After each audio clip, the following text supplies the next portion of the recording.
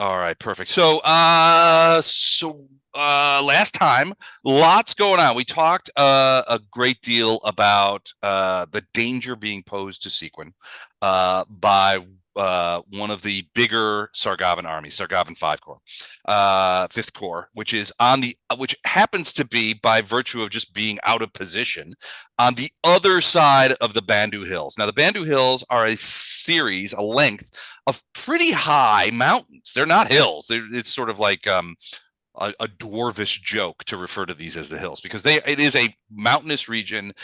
These mountains extend up quite high into the air and are snow capped. These are the things very difficult to sort of cross. Now there's a place in the Bandu Hills called the Elite Gap, and that gap is essentially a naturally formed pass through the hills that goes from the southeast of the mountains into the northwestern area, which is a big plain, grassland plain area, which is on side of the, comes, it's east of the forest and contains the river system upon which Sequin sits. So as we talked about last time, the Bandu Hills are ruled by the Dwarvish King Steppengard.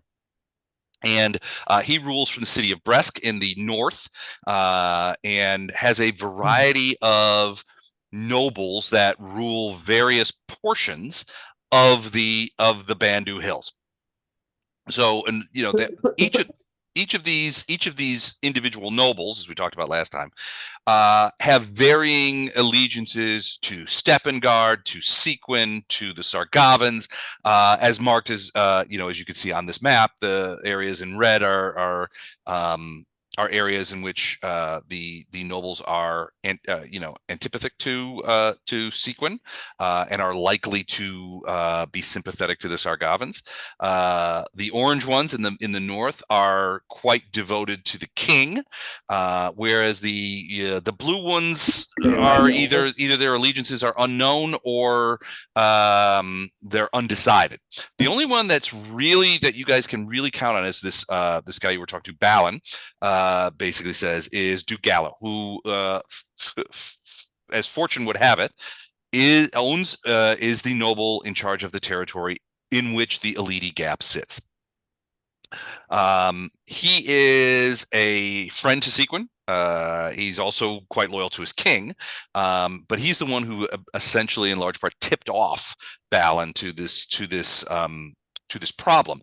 The problem is not there's partially the problem is that the Fifth Corps of the Sargavan army wants to come through the Elite Gap and break out behind Lord Shaladel's cavalry forces that are keeping the Sargavan Three Corps bottled up in that river valley next to Gate Pass.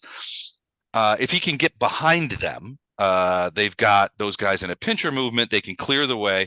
Five Corps and Three Corps can link up and take Sequin completely out. There's no way that Sequin could stand. Well, I mean, there's a lot of question as to whether it could stand against Five Corps itself. Most likely not. The combined 5 and 3 corps of the Sargavan army will own the northern plains. There's just no question about it.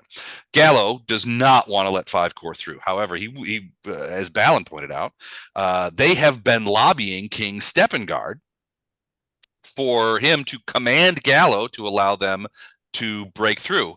And with us approaching winter, that breakthrough has to take place sooner rather than later. Otherwise, they're going to get stuck on the southwest side of the mountains, and have to maybe even go all the way around to the south and west, being harried the entire time by the Osebe. The Osebe Mwangi, the glorious Agala, which is the Osebe army that is essentially been coming out of the jungles to the east, and harassing Five Corps, because the Osebe Mwangi have no love for the Sargavans, and have formed a big army. Steppengard so what Balan has done is basically asked you guys to accompany him to Bresk by way of Duke Gallo's palace, and help him to convince the king to deny the Sargavan requests to go through the Elite Pass, the Elite Gap, and keep them bottled up, keep 5-core bottled up on the southeast side of the mountains, so that Seaquen is preserved. Balan has been a sort of ambassador without portfolio for the city of Seaquen, for several years, as you know, and has represented Sequen's interests in a variety of courts, including the Sargavan court, to represent their interests, and he's doing so in this regard today. He and Simeon from the Lyceum go back ways, and have been friends for a long time. But basically, Balan has asked you guys to accompany him to Bresk, to see what can be done to prevent the Sargavans from crossing the mountains. And you guys have agreed, tacitly agreed. You guys also, before you left, you're making some preparations to go, and you also went and saw the elvish woman that lives in the west side of town, who you believe could contact Lady Shalosha, Princess Shalosha of the Elvish forces, and get her a message that you guys want to meet with her to explain what happened in Seaquen, because as that paladin woman, Laura Beck, mentioned from beyond to you, is that they are planning to return to Seaquen and exact a revenge, not the least of which on Vortbert, for essentially killing elves and forcing them out of the to escape downriver, and stop the blockade of Seaquen. So you guys had hoped to meet with Shalosha on your trip, and try to get there. And you basically gave this elvish woman, a sort of an itinerary of where you would be, approximate days and times, so that hopefully Princess Shalosha would come out of the plains and meet with you and hear what you have to say. Does that sound right? Mm-hmm. Yes. That's all right. Plausible. Cool. So that being the case, I think last time we stopped, you guys were preparing for the trip. Obviously, wagons and warm clothing were being provided by the Lyceum. Balan has his own wagon. You guys were going to have wagons. I think there was some rations and things like that were being provided also by the Lyceum, so you didn't have to do that. But I know that there was some shopping that you guys want to do, and also there was some divvying up of spoils that so far had not been divvied up between you guys. I think there were some magic items on the party list that still that still hadn't been claimed or sold. So I didn't know if you guys wanted to finish that up before we got started, or if that was already done, what you guys wanted to do. I thought that was done, and that was part of the sum of money that we got that we all spent on various things. It could be. I don't remember. I don't remember who took what of the stuff that we have. Yeah, I still got a list of a few things here, actually. Let me read through them and see if anybody wants any of this. Large shield, going once. +1 defending great axe. Going once. I don't think I can That's cast what we'll have spells. to sell it. Yeah. Brooch of shielding, 11 charges. What does that do? Who wouldn't want that? Somebody. Yeah. It's, I Not sure, believe, it actually. stops magic missiles. Let me Is It it gives like you a a shield spell? Yeah, it gives you a plus to AC, but it also negates magic missiles. Okay, so basically it gives you the shield spell effectively. I think so. So we Hang should on. Yeah, we need to hang on to that. Someone could use that.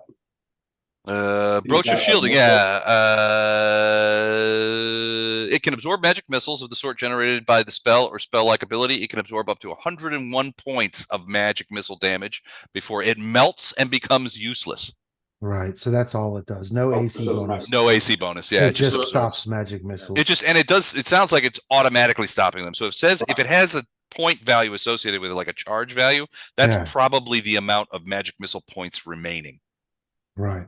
Just as a side note, I cannot remember one instance in the 10 or 15 years that we've been gaming where Les has hit any of us with a magic missile. Oh, I remember.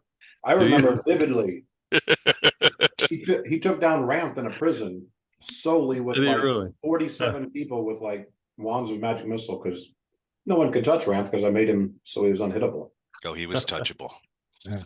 He was very Well, touchable So- with magic missiles. don't remember So that. this bridge would make you unvermable. It would be. And But you no, could the most famous use of a magic missile by Last was fully illegal against non-living matter on a bomb. That's true. Yeah, I remember that one. But it's still not it's not a worthless magic item. It's just Right. unless you're somebody who gets magic missile often for reasons involving gameplay, like Ranth because he was untouchable. Mm-hmm. There's no obvious person for it to go to. Yeah, but it might be something just to throw in the bag, and if we find ourselves in a corner with somebody that tends to use them, throw them on our big guy or our front line or Yeah. Something I would- to use it when we need it. I would think it probably works best for a high AC frontline fighter like Mike's character. You know, Chuck, that's an interesting point you made. That is that I rarely use magic missiles against you guys. I didn't make that point. Tip. No. Somebody Mike- did. Oh, Gordon did. Mike made that point, or Gordon Oh, made okay. that point. I generally speaking use the provided stat blocks. It's pretty rare that I upgun anything too much. So that's strange because now that I think about it, a lot of monster stat blocks, even if they're human monsters or magic monsters, do not have magic missiles. Uh-uh. No. Isn't They that don't. weird? Okay, I'm just now thinking about it. That's an odd thing. Okay. Well, it's a fairly weak spell once you get past maybe second or third level. So But you can use it. it pretty much always works. Yeah, you can use it as a guarantee. Yep. But you throw 3 of them and you're guaranteed to do 3 points of damage. You might also do up to 12, but you're guaranteed 3 points of damage, which is not going to save you from Ranth or no, it is not. or Fletcher or like any of the big guys in your face about to kill you. Like poking his eye out. Yeah. Except you can't target magic missiles. Yeah. Well, you don't have to target them. Magic missiles automatically hit whatever creature you've targeted. They'll go around corners if they have to. Right, but when they had the rules about targeting, where you could take penalties to hit to target a specific area. Oh, Yeah. like called shot kind of things. Yeah. Yeah, even then, magic missiles were excluded from that. Yep. It's too easy. Yeah, exactly. You could take a wand of that and target 2 missiles to eyes and be done with it. Yep. So And that would any first level magic user could do that, and that would be bad. that great sword is worth $8,000. Well, Great axe. sell it, it'd be worth $4,000, but Yeah, right. I got that as a party item to sell, and the shield for party item. The brooch I'll just hang into the party, and if anybody I would say for Yeah. right now, you just hang on to it because I'd rather keep my healer safe than more than anything else. I'll tell you what; both of those items would be a good gift for a dwarf, like Vortbert. Yeah, that's something else we could do is maybe use it as a sweeten the pot kind of thing. What else do you have, Gordon? Okay, so a few scrolls here. Break enchantments. So that's probably a Vondi thing, right? Or Andrew. Sure. Yeah, I guess Andrew probably would be. Yeah, I think that's better for Andy. You got something to write down, Andrew? You got a place to write? Yeah, I've got Hero Lab here. Let me get Okay, to so I will give that to what is it called? It's just a scroll that has break enchantment, the spell break Okay. enchantment on it. Thank you. So that goes to Titus. Scroll of Mage Armor, that also could go to Titus.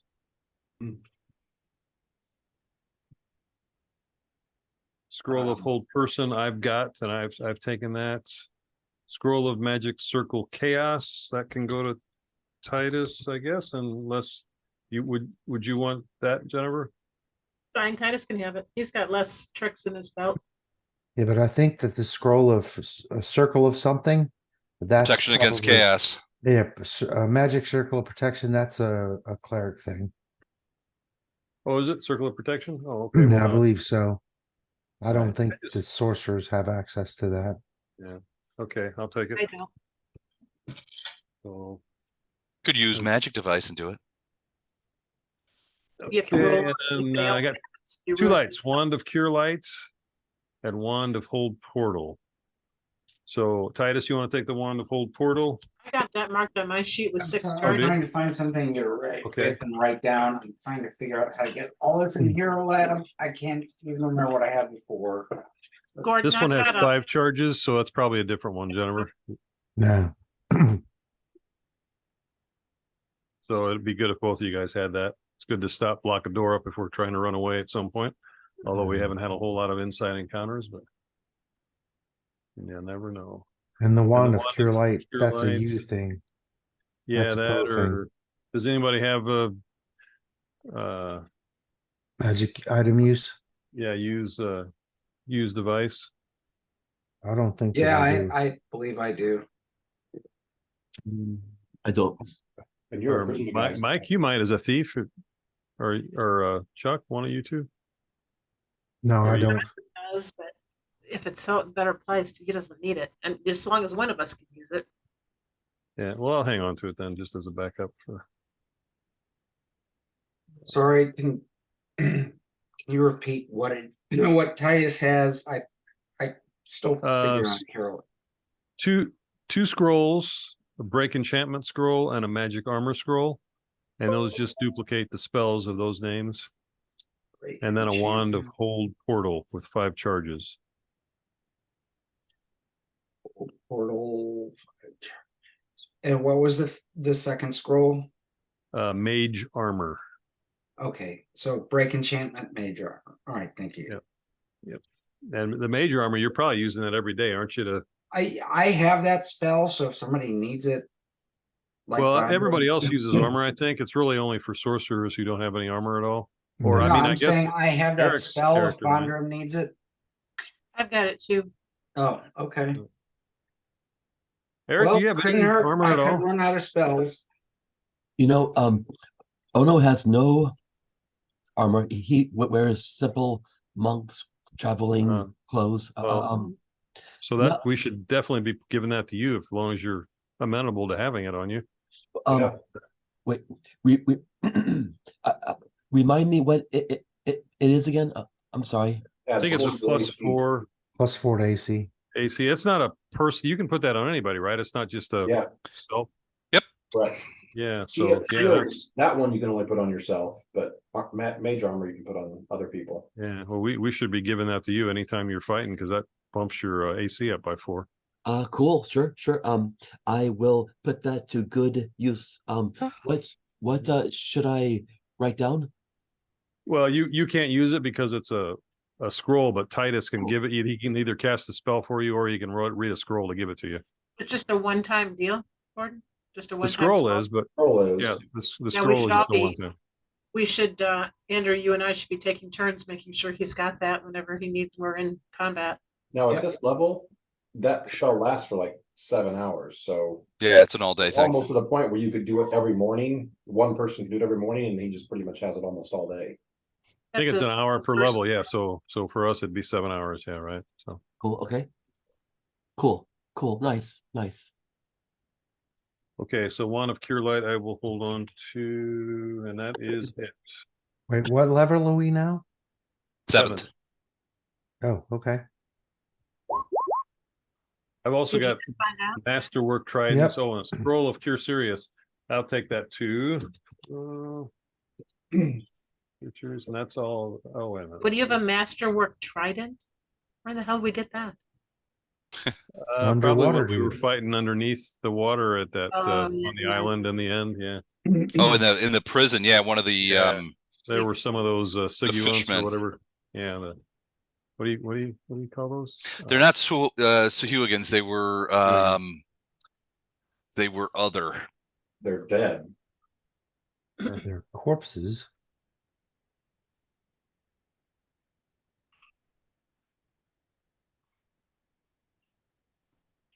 I don't know exactly what Bondrum did, but he's got like 21 silver and 7 gold left.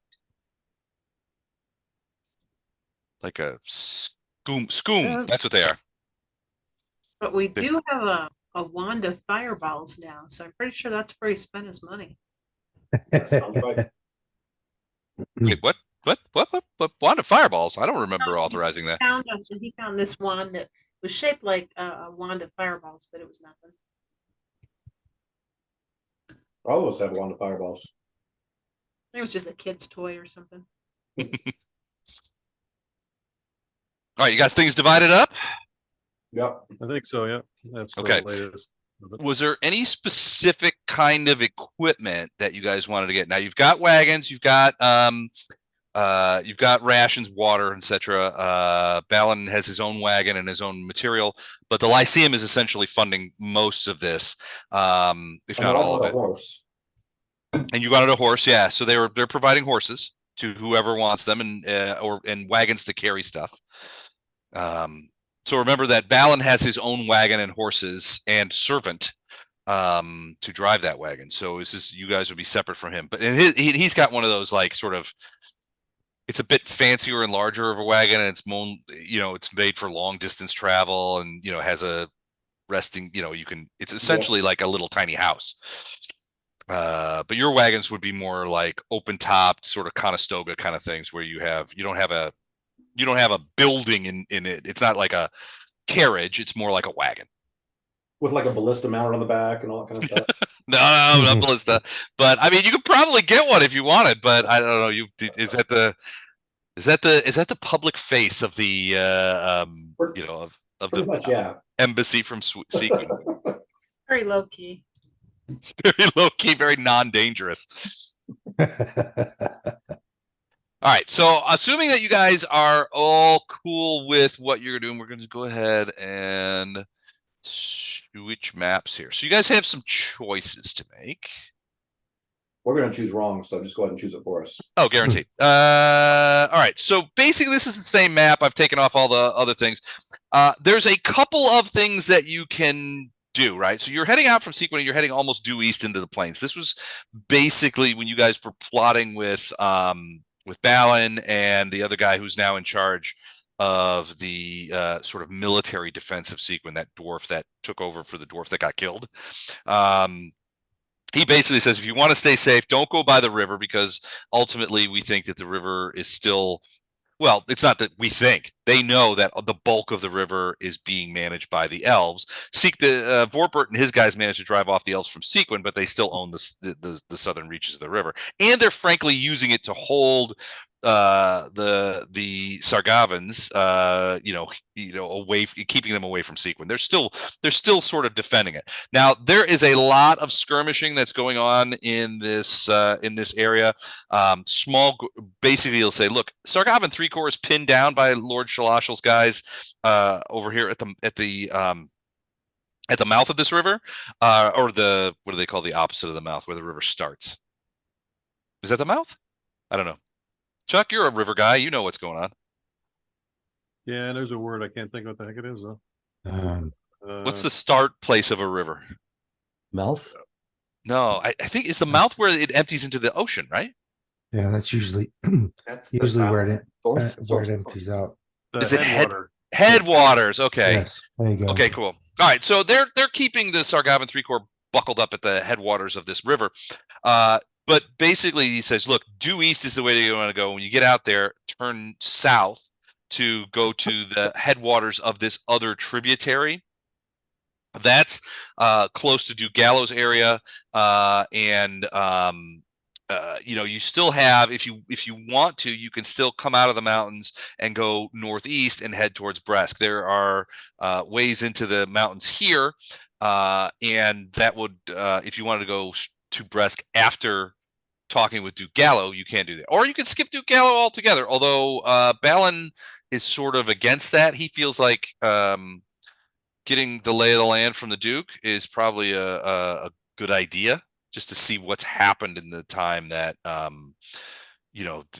you guys have been in Seaquen with Duke Steppengard, because according to Balan, Steppengard is acting in ways that are not necessarily how he would normally act. Now, you guys do know that his wife was recently killed, and the king is of, and Balan will tell you this, the king is of the mind that his wife was assassinated, murdered, maybe on purpose. Maybe they were trying to get at the king and she just got in the way. But he's becoming increasingly paranoid about things. But that's all the news that you have out of Bresk at this time.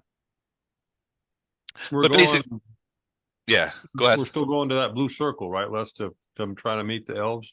That's where you told Shalosha's envoy, that elvish woman in town, who said she would send a message to there's too many S's in this entire book.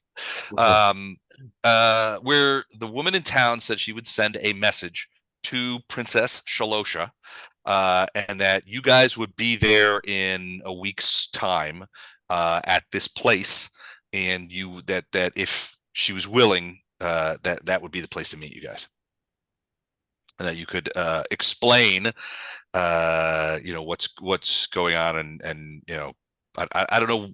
I'm not 100% sure why you want to talk to her. Try to get her to stop killing Seaquen or Right. taking over Seaquen. Or just have her kill a certain person in Seaquen, and we can actually help. Well, Laura Beck is definitely saying, yeah, she's coming back. Right. There were a lot of elves killed and elvish ships destroyed during the Seaquen militia attack on the elven blockade.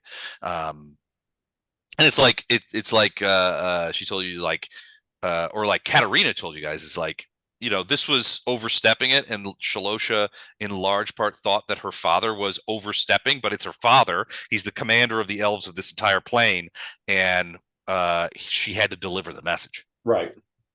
So she may not have been 100% on board with the plan, but yeah, she had a job to do, and she did it. And it put her in jeopardy, frankly. I mean, if Vortbert would have gotten a hold of her, that would have been the end of her. So, and frankly, he took out several people, enemies anyway. So he made a night of it. Yeah. But yeah, that's the plan. So that those first two lines to get to here, basically go due east and then turn south towards the headwaters of this portion of the river will lead you on it's where you told Shalosha that you right, that you would meet her, and it's close to going up to Duke Gallows. To get to Duke Gallows Palace is a bit it's a bit of a roundabout. You have to kind of go up some passes. It's kind of thing. You have to kind of go up into the mountains. So it's a bit treacherous, especially at this time of year, but you'll be able to get up there. It'll take you a week to get from Seaquen to here. It'll take you another week to get from here to Duke Gallows.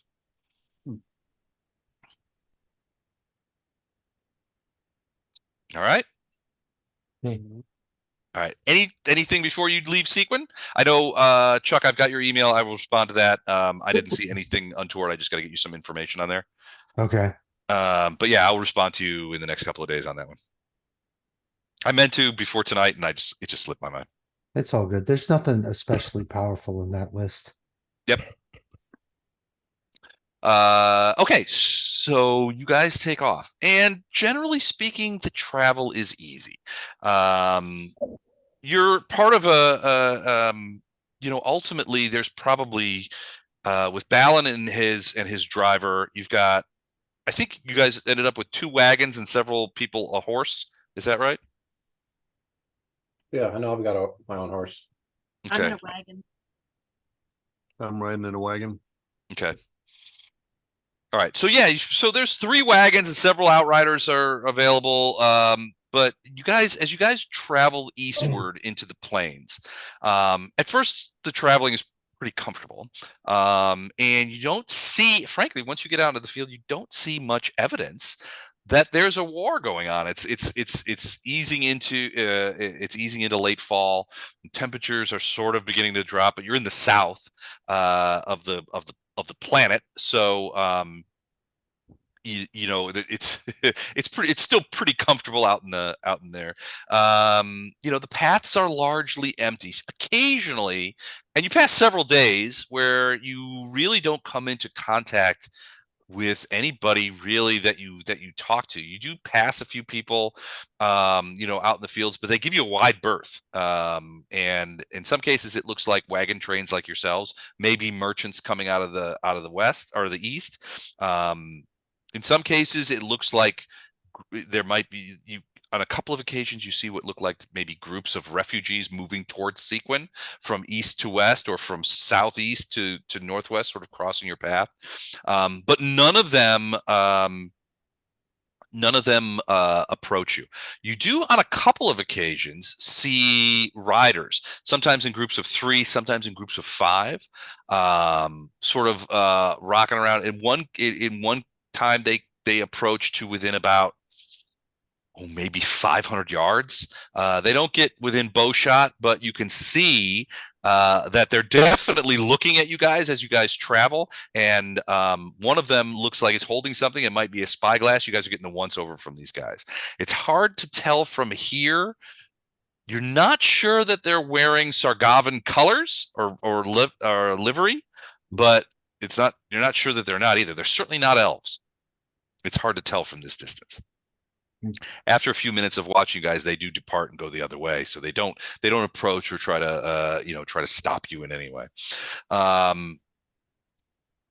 Eventually you get to the point where you turn south, and you know, the terrain begins to get a little rougher. There's fewer trails out here, and the ones that are older, so it's a little bit, you know, it's not as it's a little bit more rugged. And you're beginning to enter the foothills of the Bandu Hills, this mountain group, and so you know, there's various ups and downs and that kind of stuff. You see fewer people out here, but the ones that you do see, frankly, they maybe look a little more desperate. You're not sure what's going on out here. You have, like I said, you haven't seen anybody that you could point to and say those are Sargavan outriders or those are Sargavan recon units that are moving through this area trying to do that.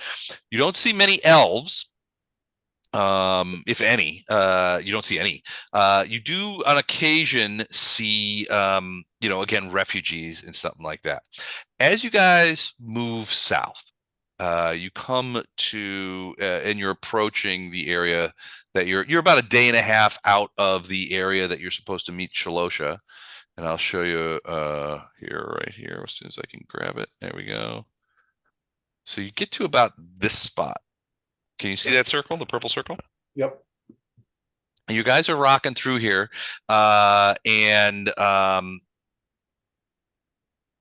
you see who's in the lead wagon, or who's out riding? I'm out riding. Okay. Oh my. Okay. Give me a quick perception check. I'd be in the rear wagon looking backwards. Okay. 22 perception. Excellent. 20 perception. Okay. So as you guys are moving forward, you can see in the distance, the grasslands here are, you know, there's big patches of grass and stuff like that. There's not a lot of like trees. It really is a prairie in large part. I mean, there's you know, there's patches of little patches of forest here and there. But not, I mean, you don't see any big forests here. It's mostly grasslands. As you guys are moving, you can see some movement low down about 50 to 80 yards away, down at the edge of the path.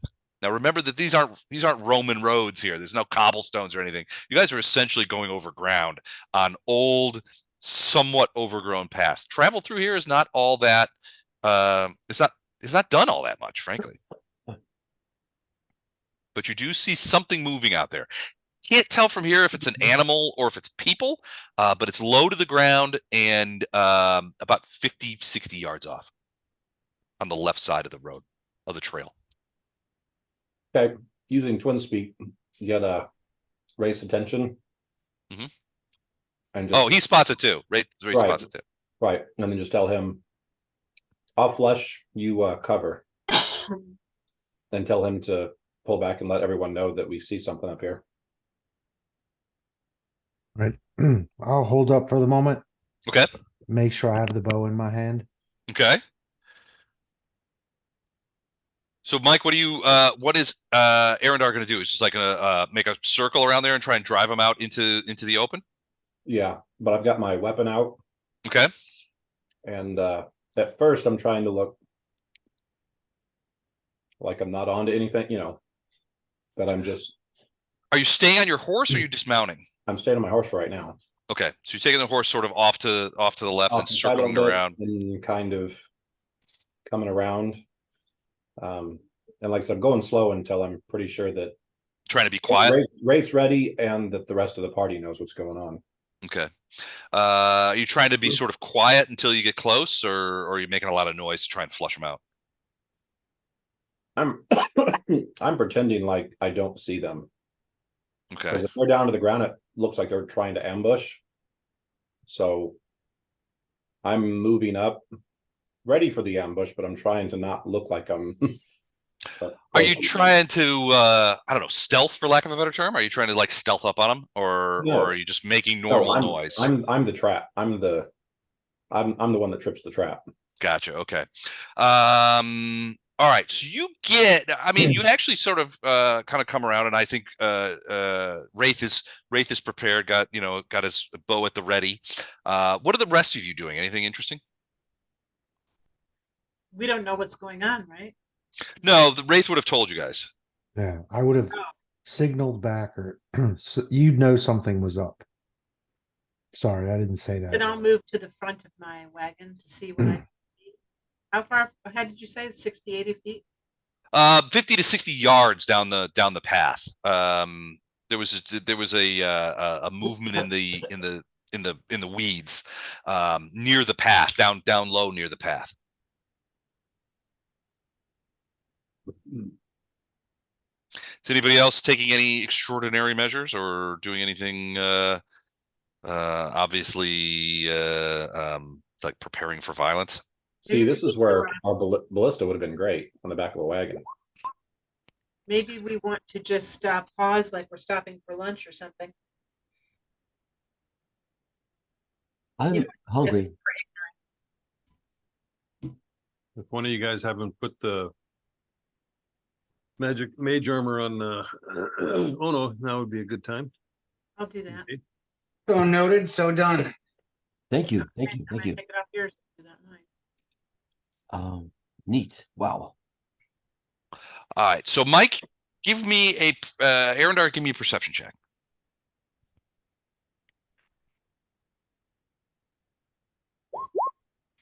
$31. All right. So you are on your horse, sort of clip-clopping away through the long grass. You get to about 40 feet away from where these whoever this is sort of hunkered down. Mhm. And you can see sudden movement, right? Suddenly they're moving, and they begin moving away from you down along the path, and they're sort of moving that way. A 31 perception check, you get a pretty good idea that these are these are very small humanoid creatures, potentially hobbits. Hobbits. Filthy hobbitses. You're a long way from the fire forest, though. Heck yeah. And that's the last group that I knew of. So they're moving Away from you. away Yeah. from us, further up in front of us. Further down towards the south. So the path here goes southerly, and so you guys are sort of moving in a southerly fashion. They're on the left side of the path, and they were sort of staying by the path, and then you kind of came up around them, and then they started moving southward, and they're sort of, I don't know, scuttling. They're not running, but they're sort of like, I mean, there's a lot of grass, and they're sort of like moving through it and that kind of stuff, and they're moving away from you. Are they trying to do this stealthily? Or It only looks like there's a couple. It only looks like there's a couple of them. They do not appear to be stealthing. Okay. I mean, They're they're not hiding. running, but they're fast walking. Yeah, well, I mean, it's like they're scrambling. I mean, this grass, as small a creatures as they are, and the tallness of the grass precludes them from, flat out sprinting away. Right. But they're moving through the grass. It's obviously they're trying to get away from you. Okay. I'm gonna signal back and point to where the grass is right here. Okay. To get Wraith's attention and point to where they're at. And then I'm gonna kick my horse to go around in front of them to try and off where they're at. And when I think I'm kind of even with them coming around in front of them, I'm gonna yell at them to stop. Okay. Now, I'm not stopping, looking around me too, thinking this might be a trap. So I'm not focused just on them and ignoring everything around me. I'm still Gotcha. Okay. got eyes looking all around in case this is a bigger thing. But Okay. Use the horse to get around in front of them, and then just basically call to them to stop. Okay. So how close do you get to them?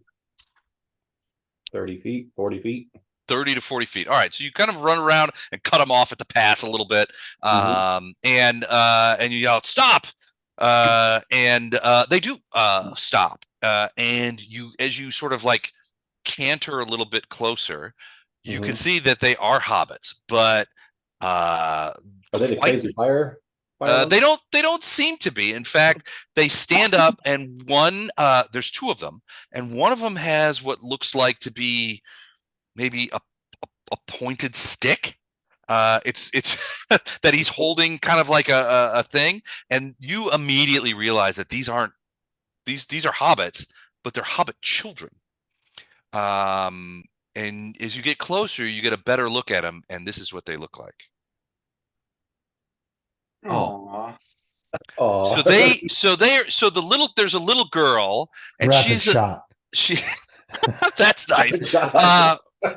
So there's a little girl who may be the hobbit equivalent of maybe 6 years old, and it's obvious there's a little boy with her. And he may be the hobbit equivalent of 4 or 5. The little boy is the one holding the stick, and he's standing in front of his of the other girl, and they do seem to have, to your eyes, a familial resemblance, maybe brother sister. okay. And he's standing in front. You can see he's scared out of his wits, and the little girl has obviously been crying. Mm-hmm. Their clothing is torn. They look like they haven't eaten for a while. But the little brother is just sort of like, he's got this, I mean, it's just a stick that he found, and it looks like maybe he rubbed it against some stones to kind of put a little point on the end of it. And the little girl is sort of cowering behind him, and she says, "Leave us alone! Leave us alone!" Okay, initiative. Okay. Initiative. All right. Boy, that's I guess the quest. That one. The quest for experience points is an ugly one here. So I'm gonna basically give Wraith the stand down or the hold on. Beware these two, for one is want and one is ignorance. I like it. Most dangerous is ignorance. And so I'm gonna do that, and then say, "Hang on, guys," and then I'm going to dismount. Okay. The little boy is like, he's like, I mean, it's obviously that he's frightened, but he is dedicated to defending his sister as best he can with what is essentially a stick. Right. She's like, "Leave us alone. We won't go with you. We won't." Where are your folks? Who are you? We're travelers. Can I? When was the last time you guys ate? And try some diplomacy. Sure. If you want to move up there and try something, absolutely, Andrew. Gang with that casting message. Should I move? Is it worth moving forward and talking to these two diplomatically? I don't know. It depends. I mean, they seem, from Arendar, your point of view, and I don't know anybody else is close enough to see him. Titus, if you're moving up there, you might be able to see him pretty quickly. No, I cast message. Mm-hmm. Okay. And I go, is it worth me moving up there to use my charm on these two? Oh, you're saying I wouldn't know about it? Okay. No, you would. They're standing up now. There's two little things. Okay, that I've so stopped. using message to the group, is it worth me coming out of hiding to charm these two? You know, I vote let's just offer food. Yeah, I like that idea. Maybe a sense motive check? Just in case they aren't what they appear to be. Okay, we could do that. Yeah, absolutely. Okay, let me try sense motive. So Titus casts message so that he can talk to everybody. Arendar, you have dismounted after signaling Wraith to not shoot these people. Wraith is still dubious about that. He's still got the arrow ready. He's like, I don't know. It could be those fire forest hobbits. You never know. Sometimes he means don't shoot them. Sometimes he doesn't mean don't shoot Yeah, them. sometimes. It's all in the interpretation. Bondrum is moving forward as well to get in a range to do a sense motive on these creatures. And Eric, I'm sorry, Ono has reached into his pack and is pulling out food and a skin of water to maybe proffer to these kids. So as they're coming over to like offer that, I'll ask them, when was the last time you guys ate? And the little girl kind of looks at you and she goes, well, it's been a long time. I don't know. Well, I've got a friend over here, and I point towards Ono. I said that would like to share some of his food with you, if that's okay. They turn around. It was obvious that they were not aware that anybody was approaching them from that side. They were focused on you, and now they're like, whoa. But Ono, do you say anything to him? Hi, friends. I got some grub for you. Look, we're friends, and we mean no harm. Have some food, and I'll sit down. I don't know what. I can mark what I used, Gordon, but I wanted to mark which ones. I'll set down the food on the ground and step back. Okay. All right. So they see that, and Arendar, you can see that. Hey, buddy. You can see that the prospect of food has now, they've tossed off all considerations of attacking you or anything like that. And it doesn't take much as Ono sort of backs away from the food. They turn and they sort of scramble over there into the path. And everybody who's back on at the wagons has a much better look at these. It's obviously very small hobbits, hobbit children. Ono, you're maybe 15 feet away. You've backed off a little bit, and you can see it looks to you that maybe these hobbits have been in the wild for a while. They're awfully skinny, and when they get to that food bag, the little girl opens it up, and there's like a piece of I don't know what are in rations, lembas bread, and she breaks a big piece off it and hands to her brother, and he drops the stick and just begins they begin eating like they haven't eaten for a couple of days. And they reach they get the waters thing, and you can see the brother hands it to his sister, and she's drinking. They drink, and they about take out the entire water skin in a couple of gulps, and then they both sort of sit down and begin. Once they've sort of got the food, they sort of slow down a little bit, but they're going through it pretty quickly, and they sort of looking around, and the little girl in between bites looks to you and says, "Who are you?" And she kind of look around, and Arendar, I'm assuming you're approaching, that kind of thing. Sorry, go ahead. Say we're refugees. Our home got taken over, so we're traveling. Where are you guys going? Where are your parents? At that, the little boy, who has not spoken a word and still doesn't, you can see him sort of begin to cry again, sort of very quietly. And the little girl says, "I don't know where our parents are. They were taken." Who took them? Humans took them. Humans. So Sargavans.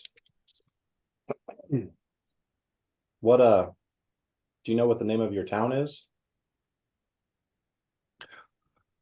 We were from a town called Bailwick, which is that way, and she points sort of like in a northerly, easterly direction, sort of like you don't get the impression that maybe the only reason you get impression that the only reason they really know this is because that's the direction that they've been moving is Mhm. away. We come from she goes, we come from a village called Bailwick, but humans came on horses and they took our grain and they took our meat and they took captives and tied them all together in a big line and we hid underneath our house, but after the humans left, the house caught on fire and we had to get out and we, after we got out, we couldn't, there was nobody else there. All the people were gone, all the hobbits were gone, you know, I think they thought that we were those crazy hobbits that live far away, but we're not like that at all. But I think maybe they thought that they were, and all our village was on fire, and there was no food or anything, and we just started walking, and we saw people out, and a couple of times people on horses tried to catch us, which is why we ran away from you and tried to hide, but you guys saw us. So look at the whole group, since by now probably the whole group's over here. I would think so, yeah. And even Balan has come out, but he's letting you guys handle it. He's not going to get involved. So because he's an NPC, and if there's any combat or anything, he's going to take a backseat. Pretty much, yeah. You guys are familiar with this Useless NPC model. The unlikeliness of NPCs to contribute anything substantive. So, well, we have to get these kids somewhere. Do we take them with us to where we're going to a town, and that's where we're meeting the right?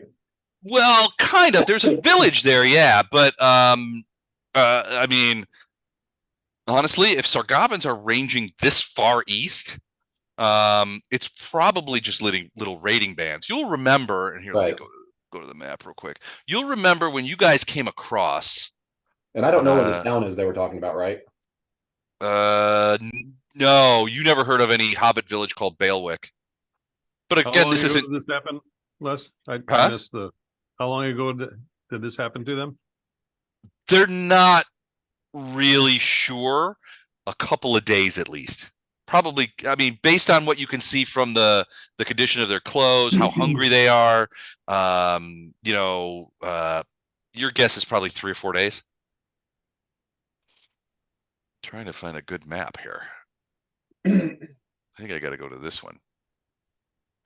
All right, so when you guys came out of Gate Pass, you essentially moved through here. Let me show you that. So you guys left from the northwest area of Gate Pass, and you went into. Can you see that? No. Oh no, you can't because it's on the GM layer. But we went this way. I know I'm that. an idiot. Yeah, you guys went essentially into. You guys can you see that? Yep. Okay, so you guys went into the Kava lands in the Fire Forest, and then you made your way from there. You made your way this way and up through the swamps to Seaquen from this direction, right? So it was largely here. Let me draw it because it'll be easier to see. Part of our trip was kind of along this river because. Yeah, you kind of went. You started out here. You whoops. You went like this. All right, so you started at Gate Pass. You went to about here. Okay. And then you went upriver a little bit to about here or so. Okay. And that's where you ran into, remember the farmer who was being attacked by the Scourge guys and that kind of stuff. These were in the plains. These were the first sort of outriders of the Sargavan army that was coming in here. Then once you did that, you kind of went this way into the forest. Yep. And then made your way to the river and then to Seaquen eventually, like that. So you remember in that period that you were in the plains, you remember that there were various kinds of Sargavan outriders through there. It was really before the elves were in a position to mount any real defense, and these were small groups. Remember that the group that you fought at that guy's farm was maybe what was it? Maybe 20 guys. There was a couple of Scourge guys, a couple of fighters, and then a bunch of I want to say kobolds or goblins or something like that. I think goblins that were sort of allied with them, and they were just sort of moving through and raiding. But they were led by an inquisitor who was like, if I can find some magic users, I'm going to ace them out as well. And I believe you guys had found that Inquisitor had like a list of magic users and farmsteads and places down this way, and he was like sort of following through. The others were just raiders, but this guy was sort of targeting people, and you guys put a stop to that. But that's the path that you guys took. So you did see some of this activity. But you're talking if these children are telling you the truth, you're looking at a place that might be around here, maybe. Okay. Certainly, it wouldn't be too far, because right now you're about, I want to say about here. Right. So it would have been, and you know that hobbits prefer hills. So, I mean, it's possible that village is around here.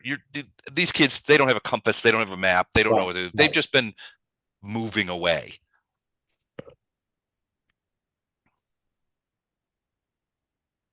But yeah, I mean, it's possible. You have never heard of a village called Bailwick. We can't leave them here. Where we're going isn't going to be safe.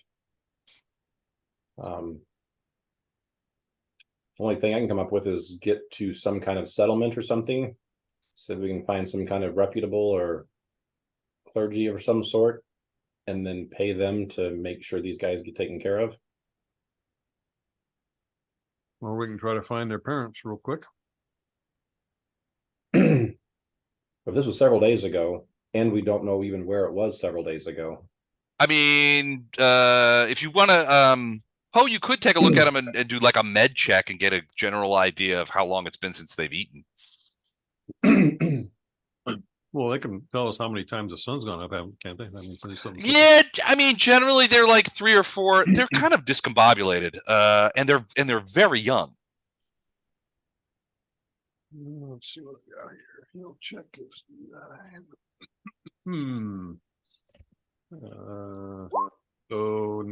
15 is my heal check. 15. Yeah, you're guessing they're probably 3 days. It's been since they've been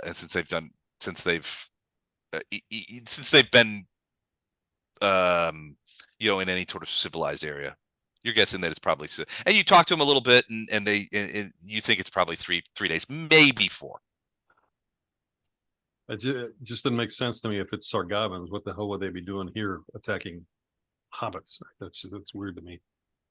Well, it could be just well, it also could be human raiders taking advantage of the chaos. All right. Or displaced. So they will tell you they were on horseback. And they took grain and food and prisoners. So that when they saw people being tied up and led away, that's when they hid.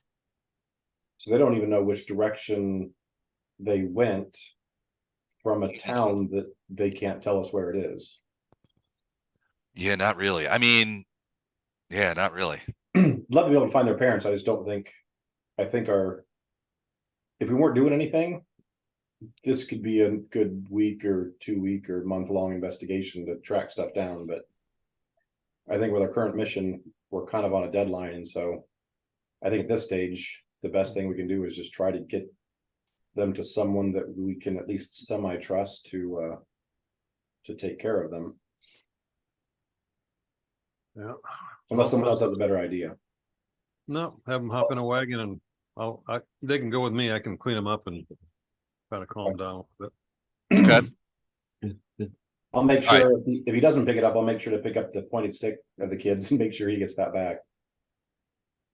Okay. Say, here, you keep on protecting your sister. Okay. They seem to like children will do. The moment now that they've got that they've eaten and they don't feel, suddenly they've turned on a dime, and now the little girl is sort of talking a blue streak. The little boy still has not spoken, but they do seem to have gotten it into their heads that you are not the same as the other people that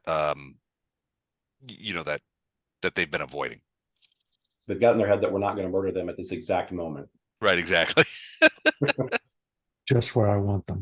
Well, you know how kids are, even the slightest bit of friendship, and then, and you fed them. In fact, they get up, they get up in the wagon. And Poe, did you say they're going to be in your wagon? Sure.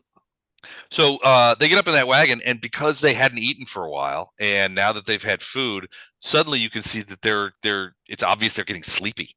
Happy And they're time. they're getting ready to they're getting ready to bed down a little bit. And you can see the little boy, especially, you can see him sort of nodding. The little girl is desperately trying to stay awake because she's still a little sketched out about this. But eventually, as you guys get moving and the rocking of the wagons and things like that, those two are fast asleep with inside of 15 minutes. Okay. I'll make sure they got some blankets and bedding. Okay. All right. So you guys continue to move towards the city, and I believe the city was called Cookham, or not city, the village of Cookham, where you guys were headed, and that was to meet where you were going to meet Shalosha, which is this place right here. There's a little village on the river called Cookham. Maybe a couple hundred people, various elves. You come over a little rise, and you're looking sort of, because this is hilly territory, and you're kind of going up and down hills and stuff like that. And as you look down in sort of this river, essentially it's the river valley, you can see, about, maybe 2 miles away from down in this valley, you can see the village. It looks strange. There's something strange about this village, and you're not quite sure that you can put your finger on it. Everybody give me a wisdom check. Not really my strong suit. Sorry.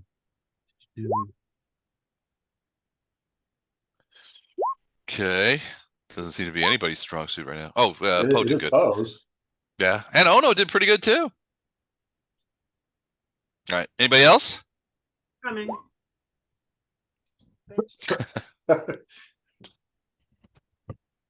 It's like Wraith is like stupid village. 20 for Vondra. Okay. All right. So Titus, are you there? Did he step away for a second? I can't No, see. I'm here. Okay. I did step away. Do you want to do a quick wisdom roll? A wisdom roll. Mm-hmm. Just roll D20 with your wisdom bonus. All right, let me figure out what that is. Okay.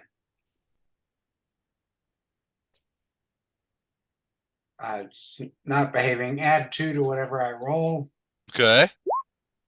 Well, 10. All right. So mostly it's Vondrum and Poe, and to a lesser extent Ono, are kind of looking down there. And Poe, you especially are like, something's not quite right with this village. There's some sort of I don't know, maybe it's a sixth sense, maybe it's something else, but there's something not quite right. And then it comes to you. It's mid-afternoon, and there's nobody moving down there. Now, the village itself, it's not burnt or anything. It's intact.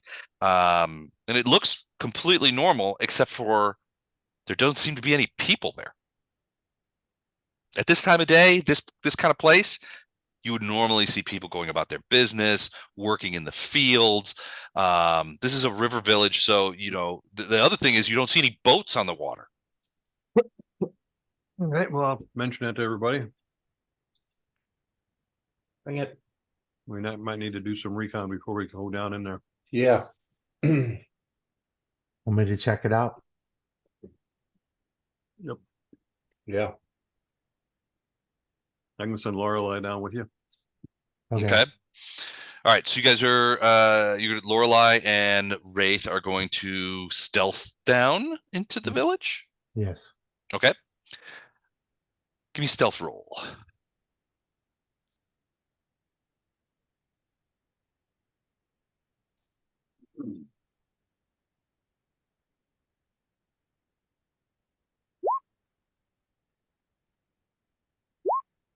Okay.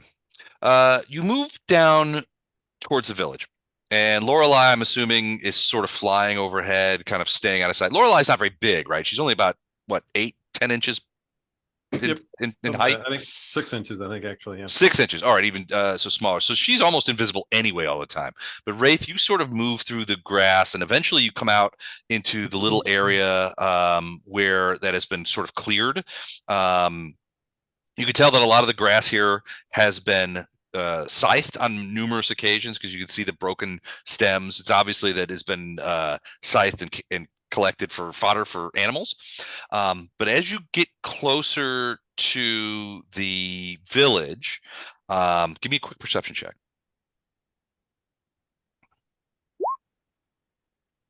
22. All right. One of the things you notice is there's a lot of like gardens and things around, little patches of land that have been tilled, that kind of stuff. And it is fall, but there's still you would expect to see some late fall vegetables and things on these things. The temperature is still quite temperate, and it looks like any vegetables, any plants that were grown here have been harvested. So there's no late summer beans. There's no there's no tomatoes and on the vines. The vines are still there. Even the little patches of grapevines, which would normally they would wait until after first frost, which has not occurred, to harvest for the Christmas wine. All the vines have been denuded. All the grapes have been picked. So this town has been looted of people and things. Yeah, this town's been raided. Doesn't look, I mean, it's possible. That said, it doesn't look like there's any damage to the town, right? So the Hobbit children talked about how they lit fire to their homes, and burned the town to the ground after stealing everything. There doesn't seem to be any damage to this town. Like the houses are still intact. Parents just harvested all the food and packed it up best they could. But there's no people, there's no animals, and there are pens for animals, but you don't see any animals. The scale would tell you that this is a human town or elvish town. They could be just holed up somewhere close too. It's possible. Kids got lost. So from what I can see, is there a pub, bar, inn in this town? There does seem to be a larger building that has a sign on it, and there are smaller buildings of a that are obviously in one case there's like a warehouse, a sort of big barn. They're obviously not residences. There's a lot of little residences, but yeah, there's a pub / inn looking place. It's got a big thatched roof that has one of those typical swinging signs out of it, that kind of thing. Well, those generally tend to be the meeting places. Mm-hmm. So if there are citizens that are holed up somewhere, it would likely be there. It's possible. Now, on my map, I don't see this town, the name of it, or any of the rest of it. So the name of it is Cookham. Yeah, right. I just don't know where it is. Right. Oh, it's this in the blue circle. Okay, so how far out from the town am I? Oh, maybe 50 yards. Well, then I'm gonna. From the nearest houses. How far am I from the inn? Oh, 100 yards? It's not a huge town. Okay. I mean, your guess is that maybe 200 people may live here, 250. Right. So I'm gonna try to plot a course and see if I can get to. Does the inn have windows on the side? Does it have besides the front door? Are there things you can look into? Yeah, there are windows, but they're shuttered. From the outside or inside? From the outside. Okay.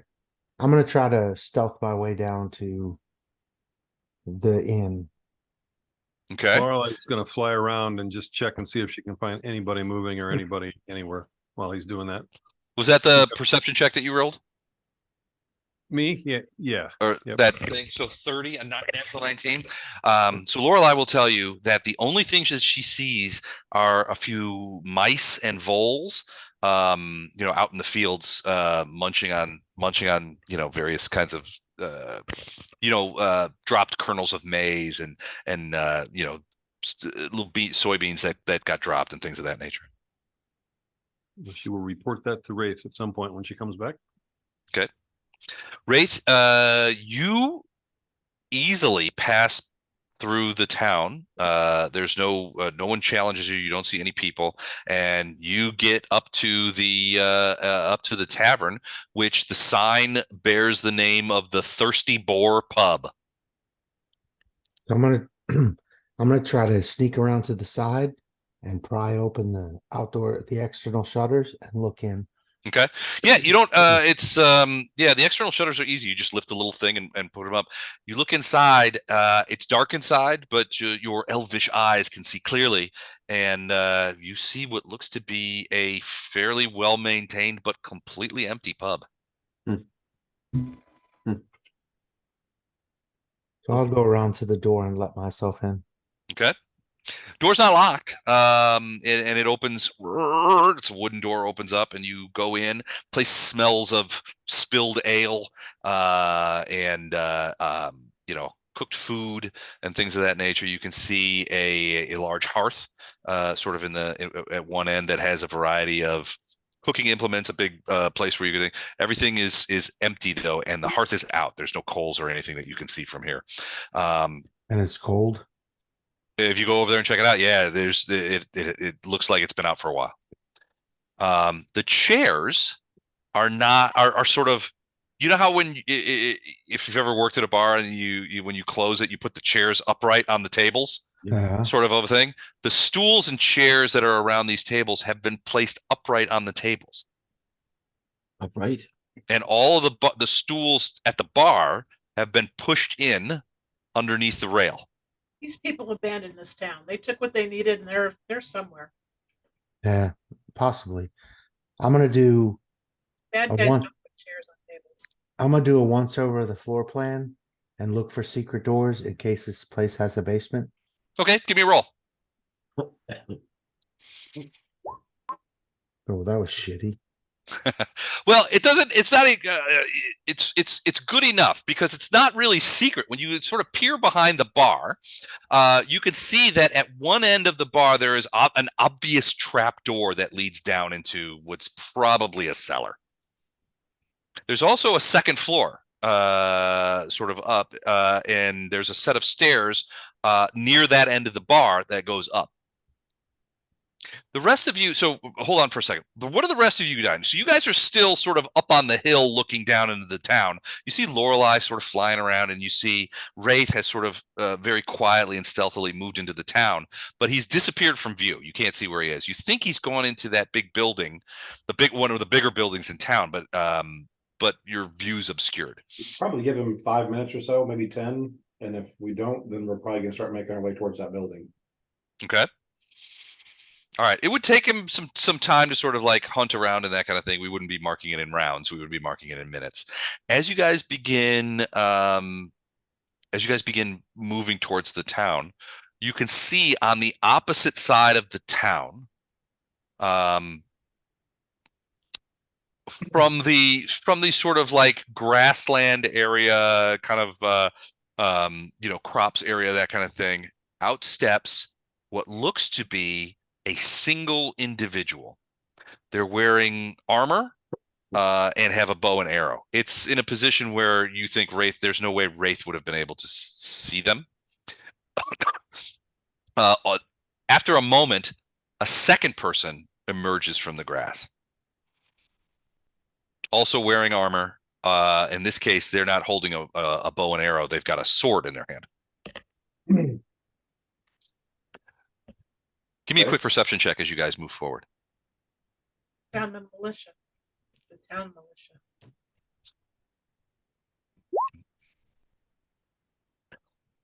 All right, Arendar, you can see pretty clearly these are elves.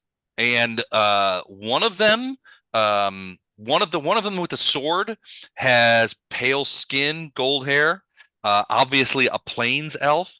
The man next to him, the elf next to him, dark skin, curly hair, probably in a kuje. But they seem to be comrades in this. Right.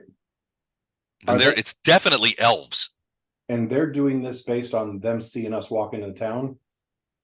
They definitely, well, you guys are coming down into the valley where the town exists. Mhm. But you guys are still sort of on the hills, so in largely in view. I mean, you got 3 wagons here, Right. plus multiple horses. But yeah, they have just you didn't see them before, and then they stepped out of the sort of brush, and it's obvious that they had did this in a way that would make it so that you could see them.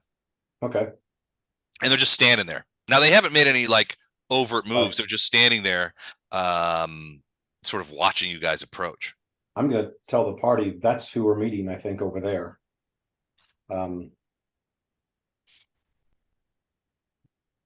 Poe, can you communicate with Lorelei from here?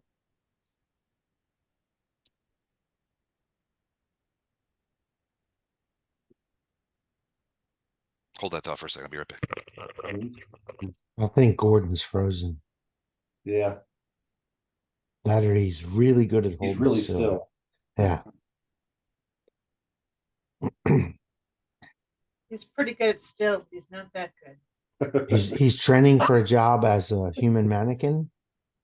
He's I like, think you it's can see better me. when this guy's standing down in New Orleans collecting dollars. Yeah. You know, paintings. I was basically just gonna have Poe get a hold of Lorelei and have her tell you, Chuck, that the people are supposed to meet her here. If you haven't found anything, come out and meet us because we're gonna go, or come join us because we're gonna go meet these elves. Elves? What elves? It's like, Yeah, you're like, I didn't see anything. damn elves. As we hide So- our ears. So we have mage armor on Poe. And we have message going. The mage armor's on. Oh no, right? Yes. Okay. Oh, excuse me. Yes. Oh, no. And I'm sorry, the message spell, doesn't that mean we can all talk to each other? Yes. No, we can all talk to the person who cast it. That person is the only one that can talk to everyone. Ah, Yeah, it's okay. like a centralized network. It's Gotcha. like game of telephone and God help You you. become, an old style operator. As you guys continue to approach the town, another pair of elves comes out of hiding down the way. They are about 50 yards away from where the first pair are, and they've come out from a different angle. Okay. If Again, they're not pointing arrows at you, right, but they are. It's obvious that they are Right. making themselves visible to you. right, and I'm gonna head towards the first group, and I mean, I haven't seen. Did Gordon make it back on? He did. There he is. Sorry about that, Mike. Yeah, what were you saying about Lorelei doing what? Can you have her? Can you message her from where you're at, or can you talk to her from where you're at? I don't know. I was gonna see if you could, to just have her tell Wraith, hey, there's elves out here we're gonna meet. Come out here and join us so we can go meet the elves. If you can't, then one of us will just have to go get him. Let's see. My Excel file is corrupt because my computer locked out when it was open. Well, that's fun. But Poe cast message, right? No, it was Titus did. Oh yeah, yeah. didn't Titus cast message? So we should all Yes. have that. So yeah, we can. So talk he with that. can tell Okay. anybody So, yeah. anything. so yeah. No. Titus, can you tell Wraith that there's elves that showed up and come out here and join us so we can go meet them? Wraith, Arendar says you're an idiot. No, I passed the message along. He'd be like, yeah, what else is Yeah. and And And then pass the message. where did the elves come out? Where did the elves come out? Well, you can see them too, right? Yeah, you can see them. They just popped up from. They're just outside of town in the grass, and they just kind of popped up. In relation to the inn. They're past the town, right? Les, from our perspective.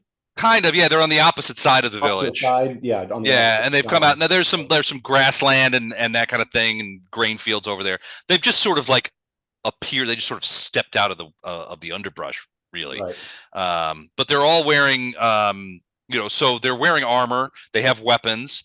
They're wearing elvish armor, and they seem to be elves of different tribes. Right. So I'm gonna look for a back door out of the inn. There is one where they throw the slops. Mm-hmm. That's all good.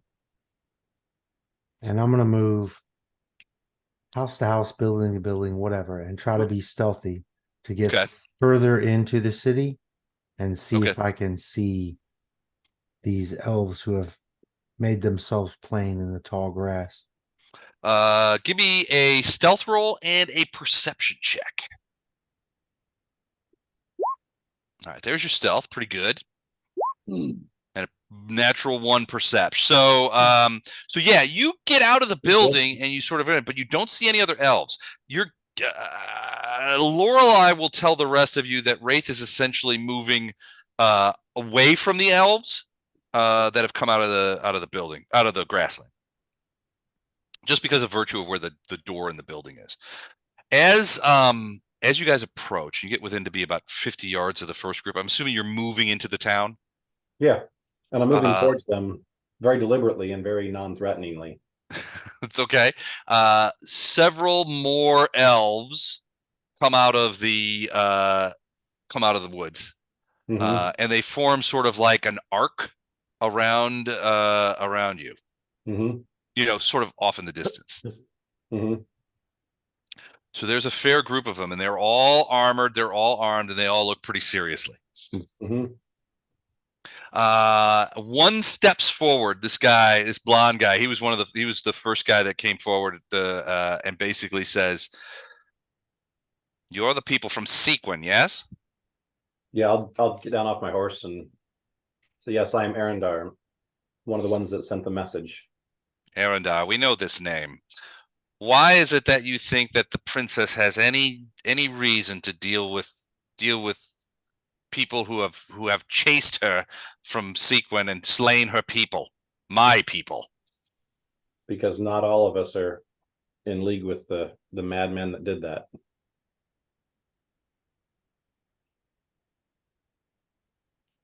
There's a long pause, and he says, "Talk is easy. Our intelligence suggests that you had dinner with that same dwarf, not a fortnight ago. Do you deny it? Yep, we had dinner with him. Yet you claim you are not his ally." Oh no.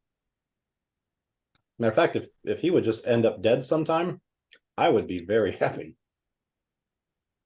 Talk is quite cheap, and he may very well end up dead at the end of an elvish arrow. The question for today is, why should it not be you as well? And he kind of like looks all over, and you can see that there's probably 20 elves sort of like scattered about. Now they're not making obvious moves, but they're obviously well armed and well armored. And they look to you guys like veterans.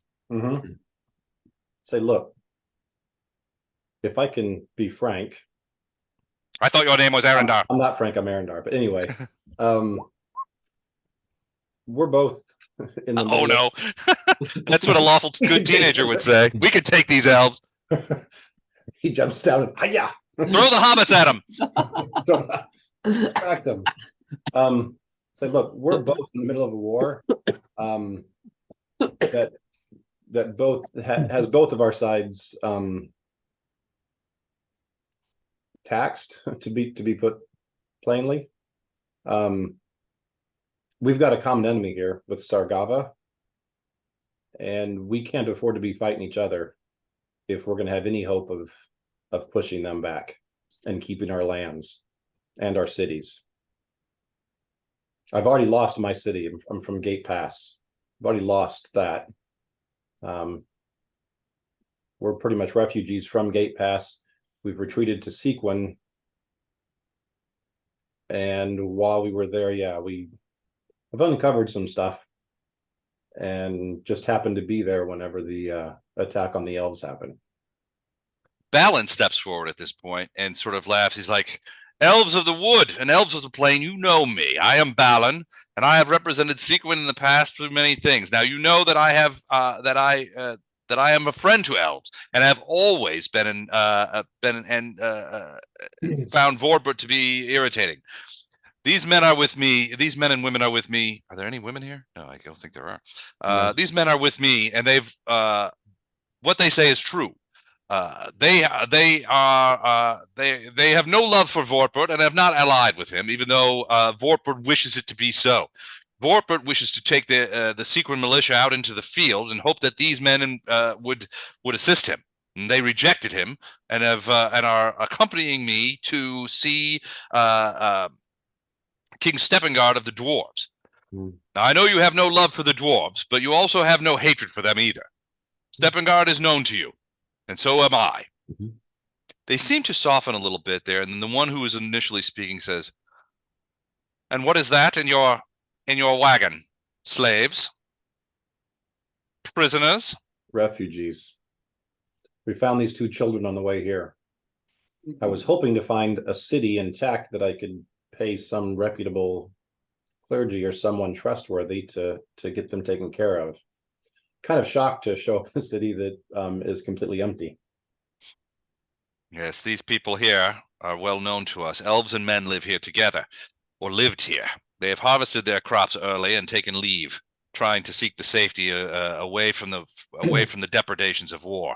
We assisted them in this regard. Oh. Okay. Now we know. You have not come here to... We can tell that you are not thieves. No. And you can... you hear a voice in the background that says, all right. We can tell that I've seen these people before. They are known to me. I thought this might be a trap. But stand back. And out from behind them comes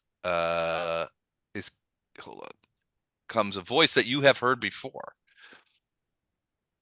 Stepping through, and they sort of break they sort of open a path for her, and you ultimately see Princess Shalosha in her ornate elvish armor. She is caparisoned for war, has a long sword at her hip, and steps forward. I tell her it's good to see you well. I am well, no thanks to your fellow Sequeners. But I remember you, and I remember that you were friends to Lorbeck. How fares she? She was one of the casualties of Vorbert. She smiles, and she goes, I knew that. It was a test. I was sad to hear that she had departed. The message, I was surprised to find to receive your message that you wanted to meet, for I had assumed that you were with Vorbert and had joined his militia. I have more than one spy in Seaquen, and they have seen your actions, and they knew that you had visited with him. But Balan is known to us, and he is known. I know of his acts, and I know that he has the best interest of Seaquen at heart, and is no friend to Vorbert. So if you're traveling with him, I can only assume that you feel the same. Is that true? That is correct. Well then, Vorbert has set all of us on a dangerous path that I think has the potential to ruin us all, and that's why I wanted to talk, is to let you know that there is a madman currently at the helm in Seaquen, but if that head gets chopped off, I think we can avoid a lot of bloodshed on both sides and become the cohabitants or allies that we once were. But this will not happen as long as Vorbert is there. Chopping off the head, you say, will solve this. Well, my understanding is that Vortbert's popularity in Seaquen grows by the minute, as do those who call him their leader. They are training for war. So when you say cutting the head off of this particular snake, is this a request of you to me, or an offer of a service? Both, all three. we've uncovered the treachery. We know that Borberg assassinates those who don't cooperate with his vision. He's an evil man that's put our town on an evil path. You're not really revealing any secrets to me. Right. I know what he did to Laura Beck, and I know what he did to others as well. He will eventually face the wrath of the elves. So as of right now, we're obviously not near as popular as Fortbert, but we've gotten a little notice from the townsfolk. We're liked. We're hoping we can use that if he mysteriously disappears to try and undo the damage that he's done and he's still causing. To your offering what? To murder him? Oh, pick me. Well, she seems to find this a little distasteful. Because I mean, it's obvious from what she said that she's basically saying, look, we're going to get around to Seaquen eventually and Right. return and Fortbert's going to be punished for his transgressions. You get the impression that she doesn't find the idea of assassination all that palatable, and you certainly don't get the impression that she's willing to engage in it herself. No. So her plan is to return at the head of an army, right. or a navy, or both, and put paid to Sequen's problems. Right. I'm proposing a less deadly operation. We both agree that Fortbert should pay for what he's done. I just don't think a sizable part of your army and everyone in Seaquen needs to pay as well. She looks at you thoughtfully and she says, and why should not his followers pay for their transgressions? It was his followers that murdered my people, that sank my ships, that thrust us away from providing security to their city. Oh, and yeah. We kept Seaquen safe for weeks after the start of the word that was coming to my mouth was festivities, but that's not what I meant. Right. Not the festivities. You know what I mean. We kept Seaquen safe, and for our trouble, they murdered our people, sank our ships, and drove us away. Why should I be at all interested in preserving the lives of those that attacked my people? Trying to preserve the lives of some of your army as well. I have no doubt that you can amass an army that can vanquish what we've got in Seaquen. That's not in doubt. But you will lose people doing this. People who I'm sure you'd rather keep around. I'm trying to think of a way we can do this where innocence such a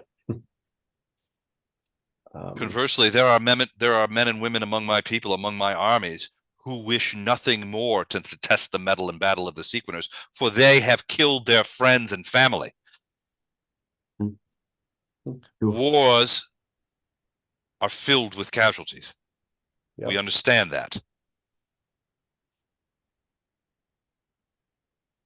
And if to destroy and revenge ourselves upon those who have murdered us in cold blood, and there are those among us who are willing to sacrifice themselves for that end, or see themselves sacrificed. Okay. With all this yapping, do I hear what direction these people are? Oh yeah, they're behind you on the other side of the inn. You could see sort of down the main track of the village. You can see the wagons, and everybody's sort of dismounted and sort of standing around. Yeah. And you can see a couple of elves. The elves have sort of formed like a bowl shape or a semicircle around the wagons that are now parked. And they're so they've got them sort of. I mean, you would see this as like if shit goes bad. Your friends are in a very poor tactical position. Right. So can I stealth Closer towards that, but outside of the semicircle. Sure, you can try. Yeah. Okay. I was like, you got a good You- stealth skill. Yeah, but that's a shit roll, as Yeah. have all of them been. Well, 31's pretty good. So Basically says if it's, you know, okay, she's like, I mislike murder and I will not condone assassination. And if that's what you're offering, then I must, at this point, with respect, deny it. I will not cozen up to assassins. That is not the elvish I'm way. not an assassin, but I will bring to justice those who I feel need it. So may I at this point cast invisibility on myself? Sure, you're sort of standing out there in front of everybody. I mean, So okay, I you won't. could cast invisibility if you want. please. All right, so you cast a spell that when they see you casting a spell, several of these guys on the sort of corner on the edges where you are sort of begin to pull back their thing, and when you disappear, you see, well, a couple of these sort of things sort of get in front of Shalosha, and they're like, and she's like, may I ask why your sorcerer has why Titus has decided that to evade our eyes? At this stage, I'll turn and Titus, what the frick are you doing? My pants fell off. Get back here, visible. It's nothing the elvish people have not seen Yeah. on many occasions. Well, I do Oh. get around. Um, No, you got to. So Titus, are you? What do you got in mind? What are you planning? We're surrounded. I'm casting invisibility, Okay. and next turn I need to get you an updated character sheet, but I'm going to cast fly. Okay. All right. So they seem to be a bit more on guard once Yeah, I once know. Titus and I'm disappears. gonna tell Titus, become visible again, dang it. I'm already failing this negotiation here. You're not helping. Well, that's why I'm going invisible. Okay, fine. What do you think we're gonna do? Attack the elves? I'm okay. I become visible again. I roll diplomacy. Are you still flying? Are you gonna fly? No, that was going to be my next. Mhm. No, I'm just invisible. Worst case here, Titus, we separate ways and don't agree to help each other. We're Right. not gonna be fighting the elves Oh. here. That's not gonna Well, happen. they were seemed like they were starting to surround us. Well, so I guess they're sort of in a semicircle, right? So you guys are sort of Right. imagine here, I'll draw it. You're so in you a got- kill box. Right. kind of, but I mean it's not. Well, that's what I was reading. So I'm gonna draw on this guy's armor over here. So so you guys are like sort of imagine this guy's armor is the town, and you guys are sort of like this white box here, right? Can you see that on the Jesus, I'm on the wrong goddamn No. thing again. No. Hold on. 15 pictures. Yeah, I know. It's because I got 4 levels and you guys only have 1. All right, see the white box? Yes. All right. So the No. I don't see a map. I see a It's- white White box. box on this guy. yeah, on the guy, right? So imagine his chest is the map of the town. Which what is it? guy?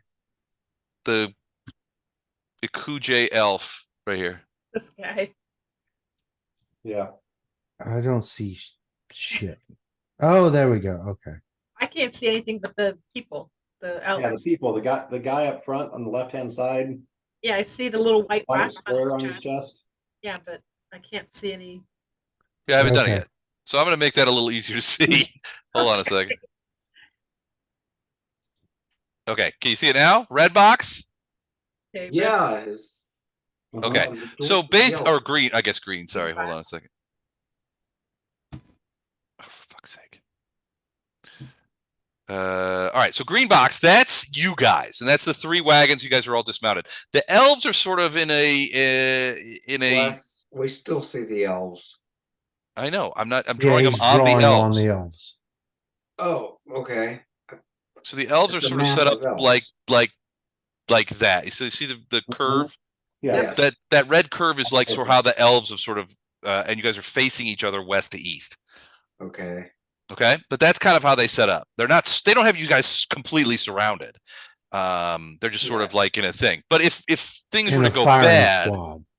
kind of, yeah. I mean, a little bit.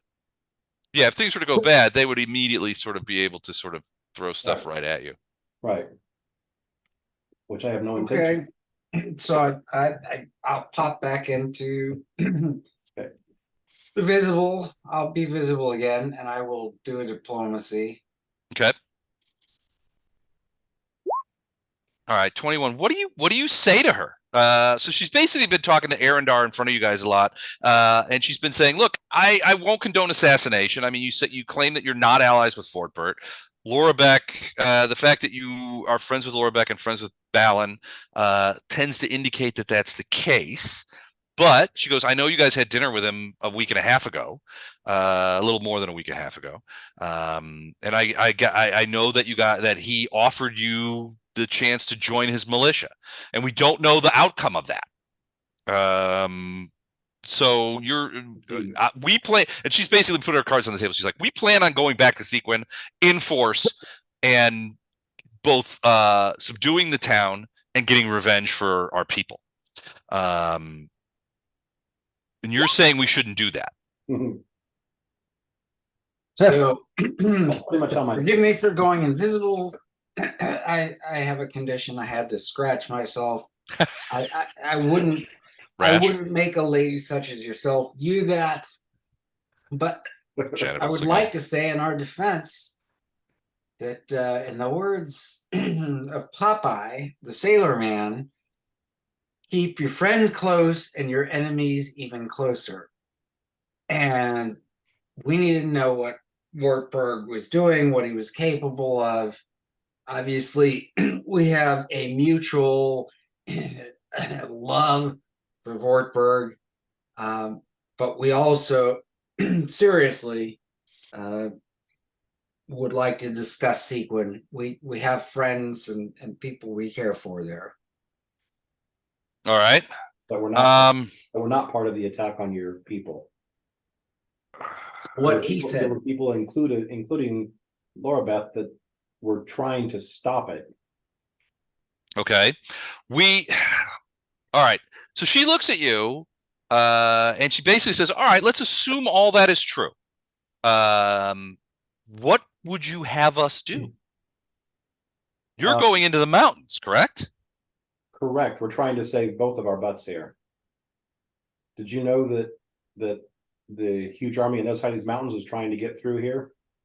If they get through here, two things are going to happen. One is you guys are going to get put in a pincher move, which is not going to bode well for you guys.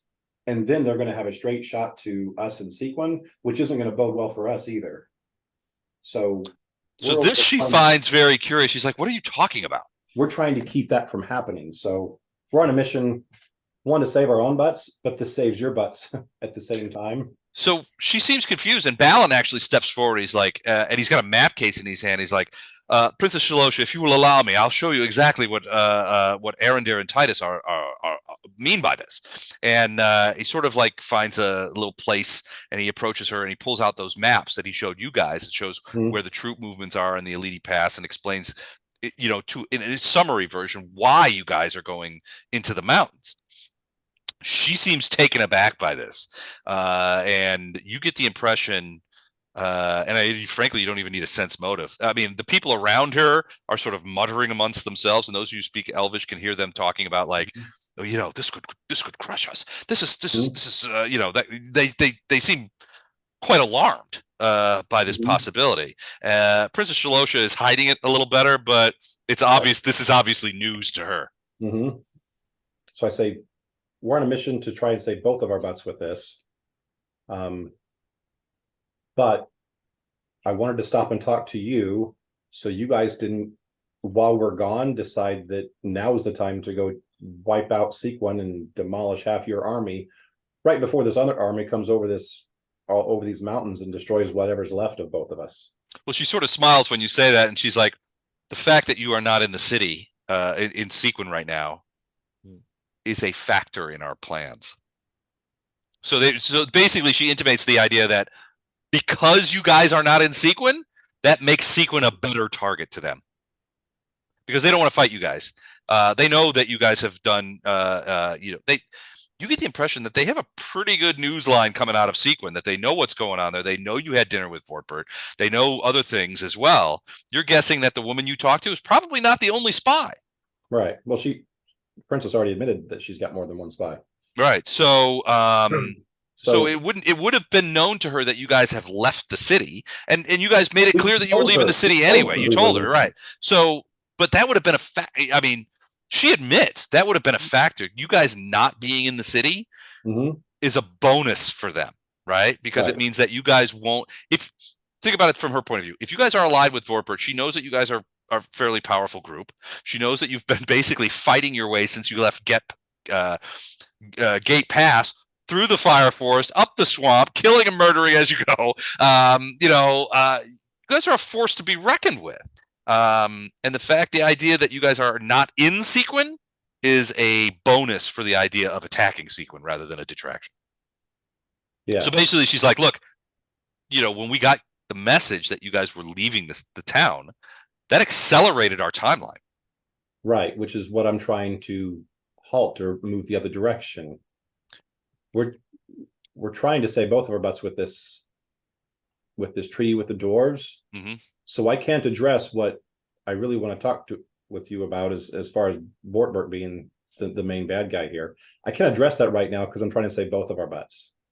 But once I do this, I can get back to more personal matters and aiding you more on what did you call me? A moron?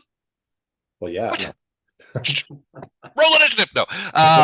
So basically, she goes back and she's like, "Okay, I totally get it."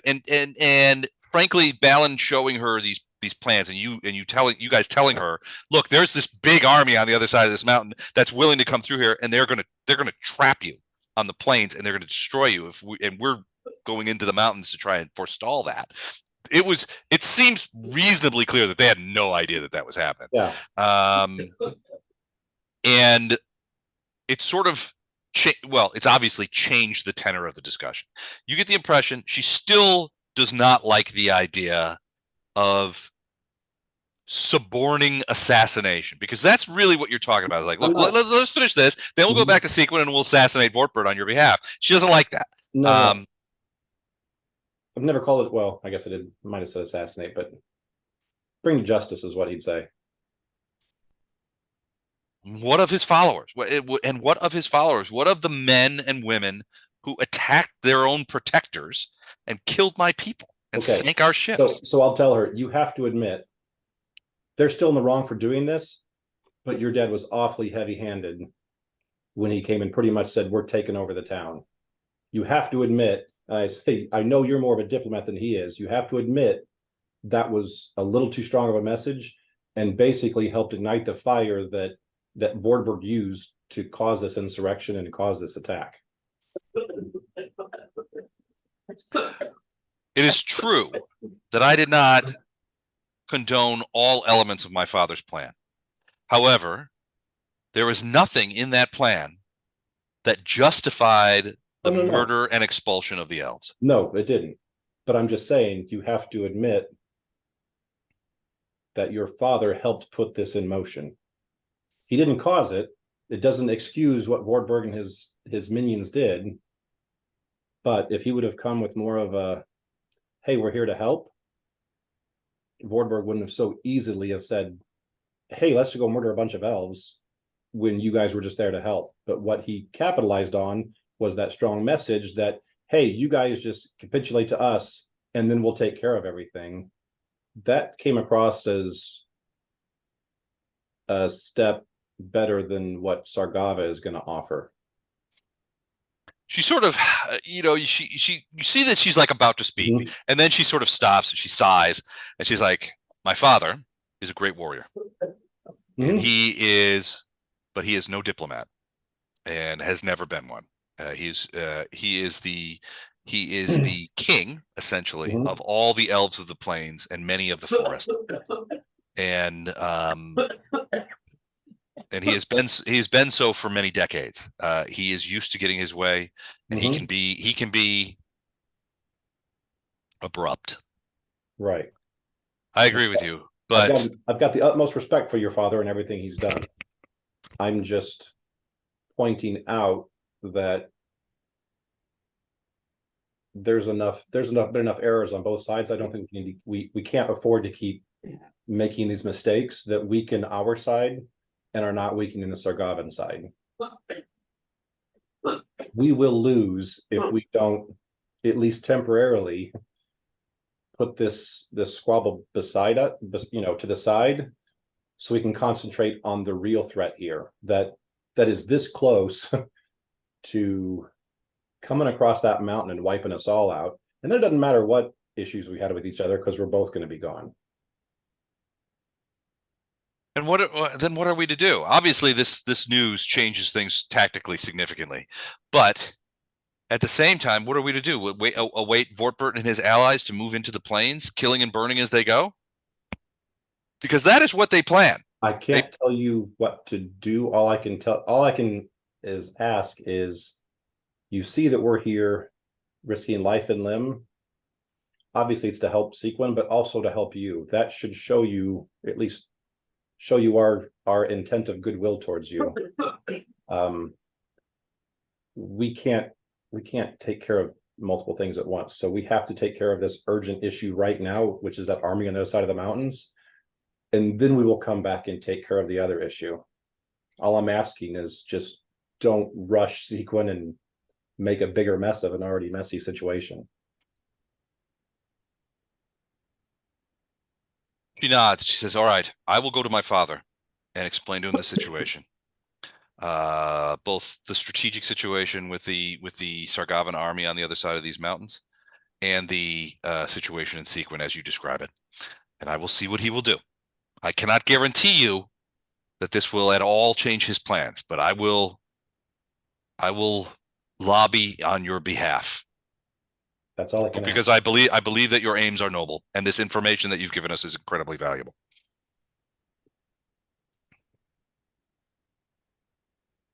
I'm glad you chose to meet with us. So, Whew.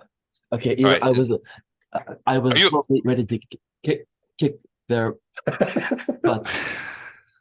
Well, you and Titus were like, let's go. I've got one hand behind me, like holding Titus down. I got the other hand behind me holding Ono down. I was like, so they so when the princess says that, basically the guy, you could see that the elvish sort of warriors sort of relax a little bit. And Shalosha says, we will stay here. They were lucky this time. We'll stay here with you in this town tonight. You'll be safe here. There are no Sargavans nearby. In the meantime, she's like, and so they start the cook fire, and they enter the inn. Wraith, where are you still sort of hiding out, trying to they still getting ready to assassinate someone. All right. I'm moving up with a 30 stealth check. Okay. To try to outflank the semicircular flank they have. Mm-hmm. You can. So you get sort of behind them. You wonder a little bit if maybe there are more elves in the grass, because you feel like you hear some guys out there, like maybe there's a reserve, but they don't approach you, and pretty soon you get, I don't know, you guys message him and say, look, the danger has passed, kind of thing. Yeah. I'm keeping my eye on this beach bottle butt chin dude in the front. Okay. Because he's the one that threatened my brother. He did. So yeah, well, I mean, obliquely, but yeah. If he blinks, flinches, takes too deep a breath, does anything, he's the one I'm paying attention to. Okay. On the other hand, this chick beside him, I'm kind of liking her. That's Shalosha. You were in the room with her when the other side. Oh, this one here? This one. Oh, the dark-haired one. Yeah. Where? So I was gonna go put the moves on her.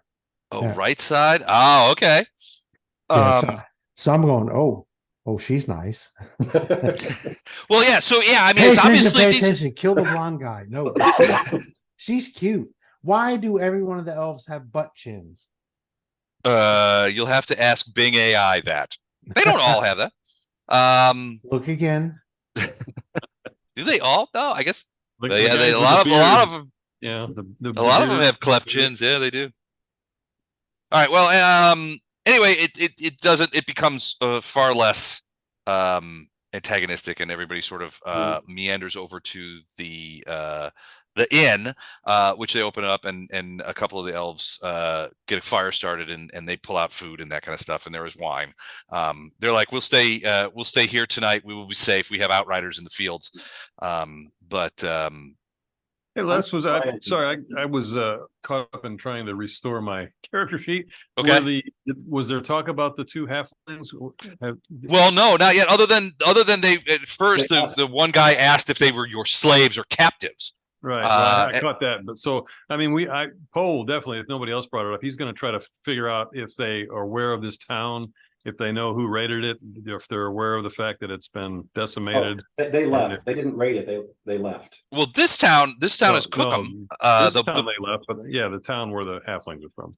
Yeah, so the elves sort of take care of the halflings and get them cleaned up a little bit and that kind of stuff, and make sure that they have food, and they're talking with them, and obviously elves and halflings are quite comradely, but yeah, Shalosha basically says, yes, I've heard of this village. It's a small hobbit village. There are a number of them that dot the foothills on that side of the plain. I don't know what has befallen this specific village, although it sounds like Sargavan raiders, of which there are several groups, operating in sort of the backfield, and we've been trying, detachments of the elven cavalry have been trying to run these guys down and had some success, but we can't be everywhere at once, and these are small. Sargavans have infiltrated small groups past our pickets. Usually they're between 20 and 40 cavalry typically, that go and conduct raids and take captives and basically wreak havoc. They've gotten behind us in many cases, and that's causing us, the elves, a lot of consternation. We're trying to get them, but it's like playing whack-a-mole, right? And they've got magical assistants, right? They've got members of the Inquisitors of the Scourge who are going around there helping them to avoid detection, helping them to attack our outriders. We've lost men, trying to subdue these raiders. So yeah, this is she looks sort of sadly at the two hobbit children. She goes, this is a common enough tale in the past weeks.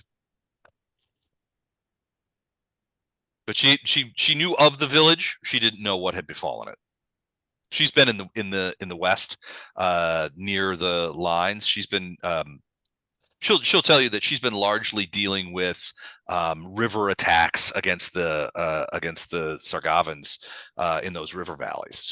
So keep in mind that Shalosha is primarily a river elf, right? So she's a naval. Her expertise is in naval operations rather than ground operations. Now she can handle she can handle a battalion of elves, but she prefers a squadron of elven ships, elven riverboats. Can they take responsibility for these two though now and try to find? Yeah, we've been taking in. We have various our villages are well defended, and many refugees have been coming into there, especially from some of these villages. We will take them. Appreciate that. In fact, that very evening, after those hobbit children go to sleep, she detaches a couple, 3 guys from her little war band, and says, pass through the night, keep them safe, take them to, and she says the name of some elvish village, take them there where they'll be safe. And they basically sort of carry them off into the night, but they're traveling at night so that they can move swiftly and not worry about attack. If the princess allows it, I'm going to try and stay close to her and keep chatting with her to build a rapport, and also just more exchange of information based on, I'm sure she's gonna have questions as far as just as what's going on in the city, what's the take, and then also I'd like to know more, like what she might know about any of these dwarves or any of these people Well, see. yeah, she'll tell you that, King Steppengard and Lord Shalosha are nominally allies. But like any relationships between elves and dwarves, that those alliances are what's the word I'm looking for? Those alliances are not like great. Right? There's a natural antipathy between dwarves and elves, and it shows. And while they're nominally allies, generally speaking, before the war, Steppengard has exercised his control over the mountains, and Shaladel has exercised dominion over the plains and the forest edges. And in those areas where those two things meet, largely in the foothills and in areas near where the mountains stop, there hasn't been any issues, right? Because the dwarves don't come out of the mountains and the elves don't go into the mountains, so there's never any conflict. The Sargavans have put pressure on all of this because it's forcing groups of individuals who would nominally never interact with each other to subsequently have to ally for the common good. And Shaladel has sent messengers to Steppengard, and Steppengard has responded, affirming those old alliances, and Steppengard, for his part, has affirmed that. But she does know that there have been things happening in the mountains that we can't help but put things in jeopardy. We know the Sargavans are in Bresk, and they are petitioning. Well, we didn't know that they were. We knew that there were Sargavans in Bresk. We thought that they were envoys. We didn't know that they were petitioning to come through the Eliti Pass with an enormous army.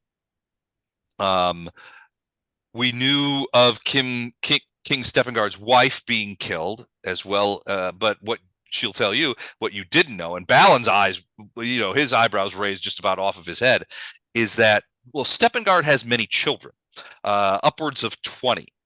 But in the same period that his wife was killed by poison, 13 of his children, including his oldest son, were killed by poison as well.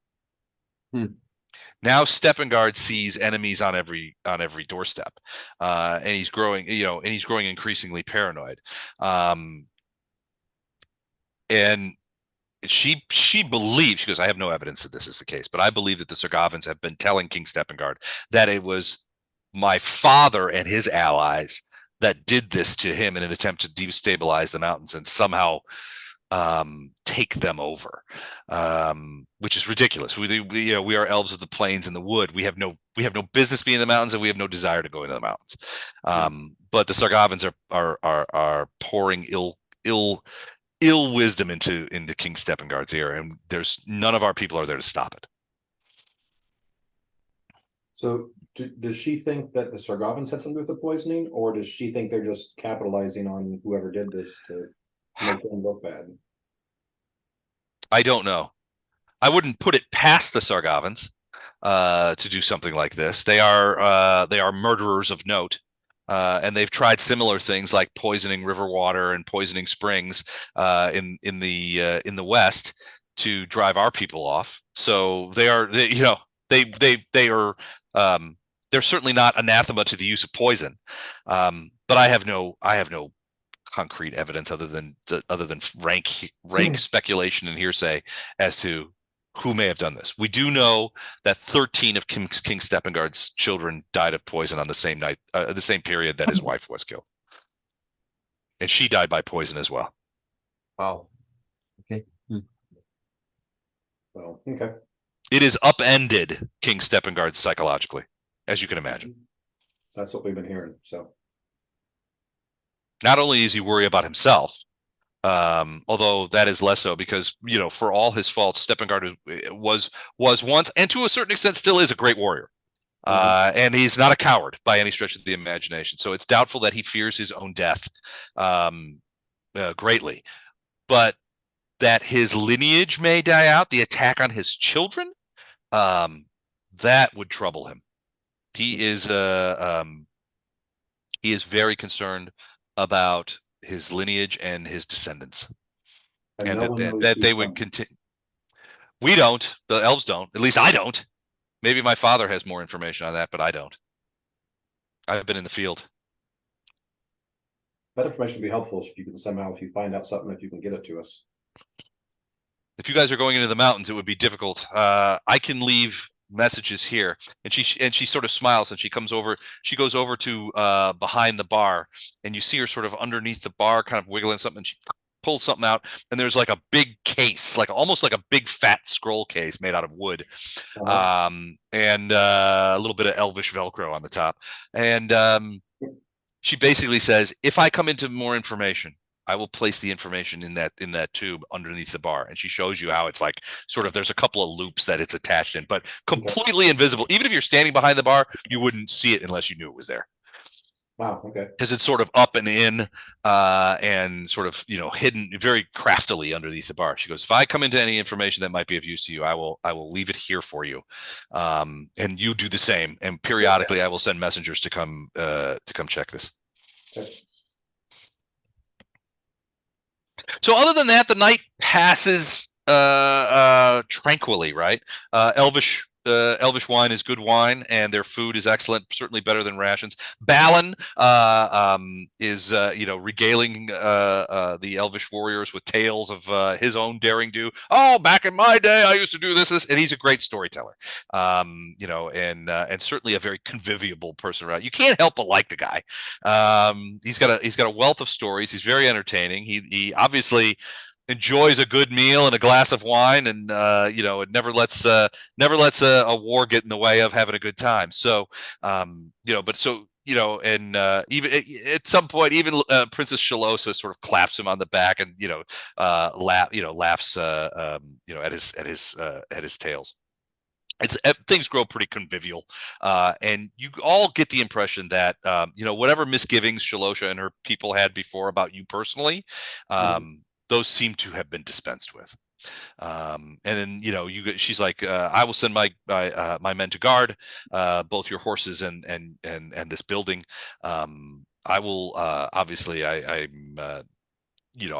need to depart, but my men will stay until dawn, and my warriors will stay until dawn and make sure that you are not troubled by anything in the night. And with that, then late in the evening, she departs. Okay. So the other elves hang around, even and they do, and they are much friendlier now that you've sort of been vetted by Princess Shalosha as being on their side rather than on Vortbert's side, and so they're much more convivial, and they tell there's a great deal. Several of these guys have been in the fighting at the far end of the valleys, and it's been pretty tough. They've been fighting against Three Corps, and the fighting is pretty hard. And there's been a lot of, they've been trying, what they'll say is like, the Sargavans have been trying to pass through the forest, but frankly, that was a mistake on their part. They will tell you that they've been near to Gate Pass, and Gate Pass is still essentially occupied. But there is some guerrilla activity taking place inside the city, and the elves have been sneaking in weapons and food and elvish trainers, people to help to sort of like to help the guerrillas. And there's been a pretty significant guerrilla war going on, guerrilla fighting, a lot of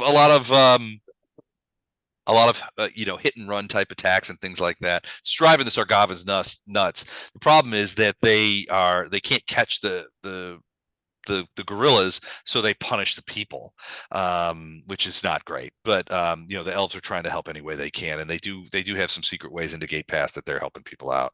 But yeah, the fighting in this area is pretty tough. The elves are holding their own, but the reality is, the only thing keeping the Third Sargavan Corps from breaking through the elves is that the Third Corps hasn't been reinforced. If they get significantly reinforced from the city, from the capital of Eladir. If they get significantly reinforced and they're worried that that's going to happen, then they're not sure that they can hold them back. Now they'll fight. It'll be a fighting withdrawal, but they're worried that they'll push them back. Mhm.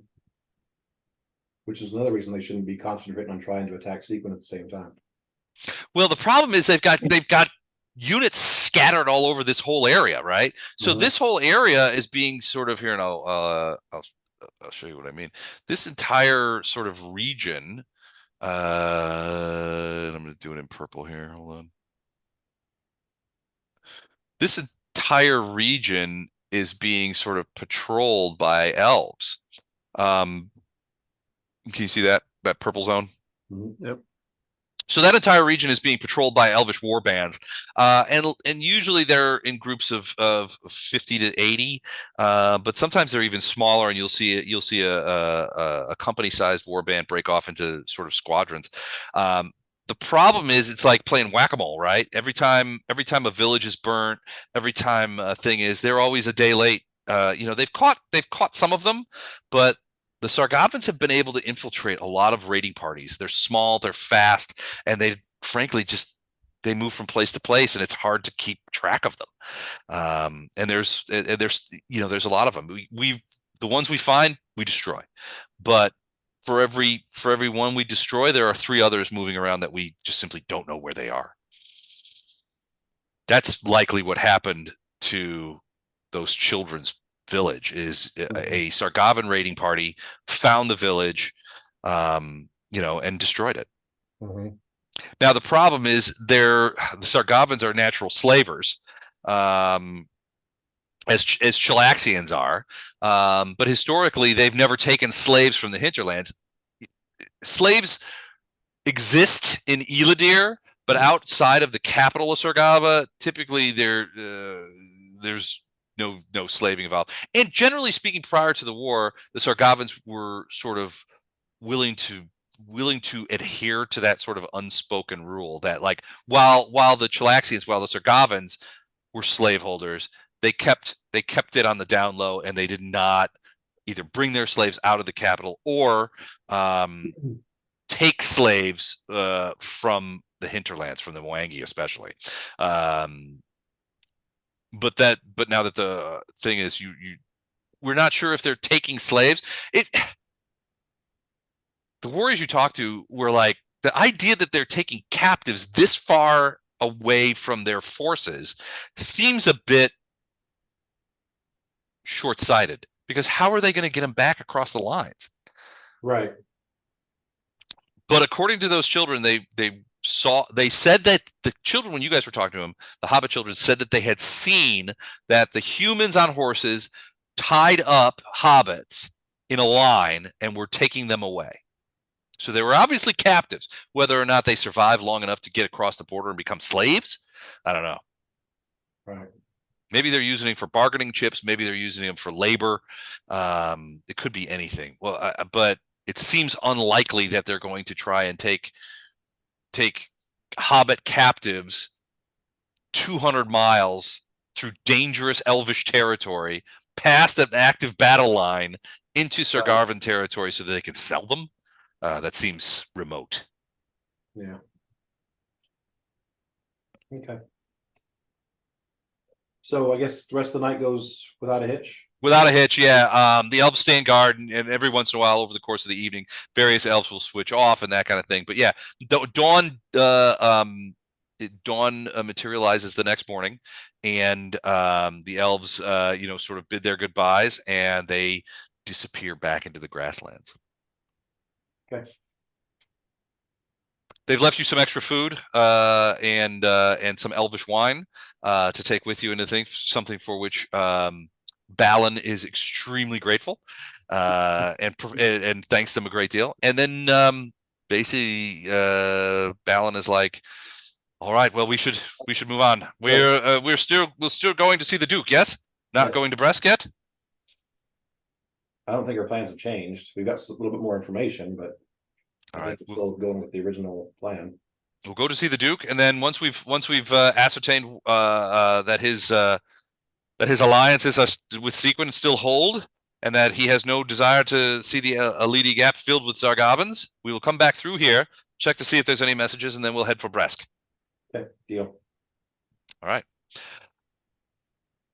The traveling, so you travel across the river and you begin to head into the Bandu Hills. It's obviously, while the plain, the air in the plains are temperate, it doesn't take long for you're following paths that are there that go into the mountains, and they go up pretty steeply. I mean, you get pretty high in altitude quite quickly. The Bandu Hills are a mountain range that are quite steep.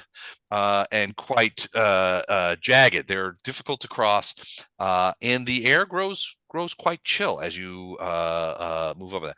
There is still a fair amount of foliage, but you do know that once you get into the heights, and as Balan will tell you, Duke Gallows, sort of fortress is quite high in the mountains, and so there will be snow and there will be cold.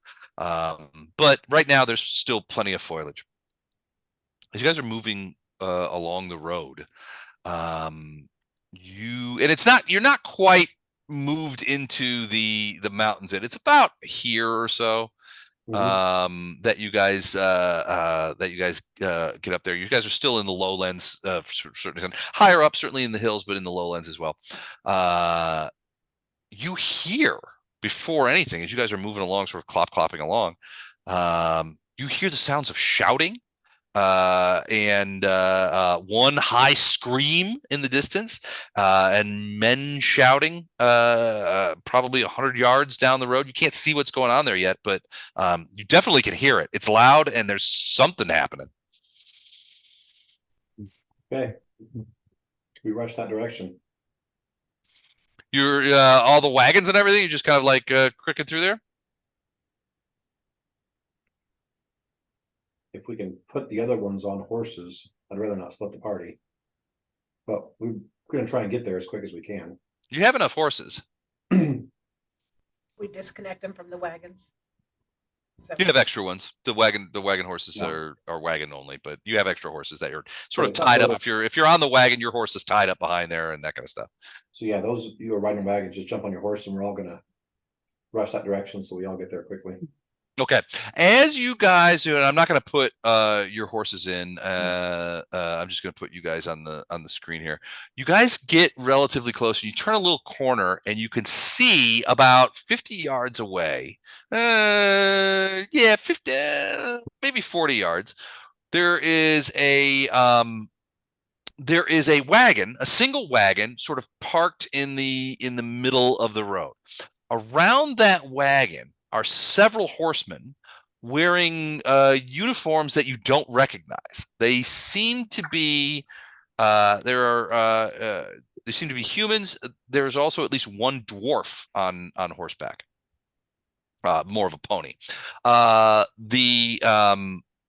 Around the wagon, so the horses are sort of on either side of the wagon, and around the wagon are several halflings, who are sort of, in one case they're sort of arguing, and one of the horses draws back, and you can hear at this distance one of the humans saying, he seems like maybe he's in charge. One of the humans says, "You will deliver her over to us right now, or else we'll slay all of you, and that will be the end of all this chicanery. Deliver her to us now.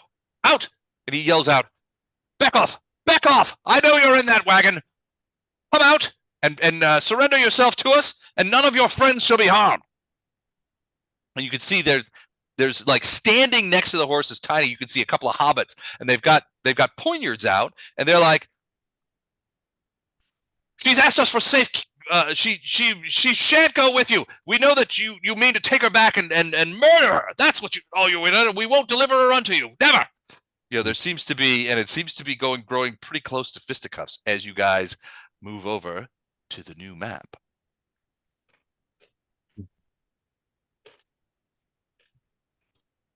Whoa. All right, so you guys are over here on the left side of the map. Can you see that?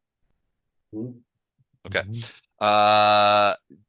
about I don't know, 50 feet, 60 feet away, you can see horses. Now they don't seem to be paying much attention, and you don't think that they have seen you, but you can see at least 4 horsemen plus a bunch of different halflings which are kind of kicking around. And there's this wagon sort of parked, and there's one guy sort of taking care of the horses, keeping them, because they're getting excited, and with all the thing, and they're jumping up and down. And then there's a couple other hobbits on that side, and just it looks like this thing can devolve into violence any moment, but doesn't look like it has yet.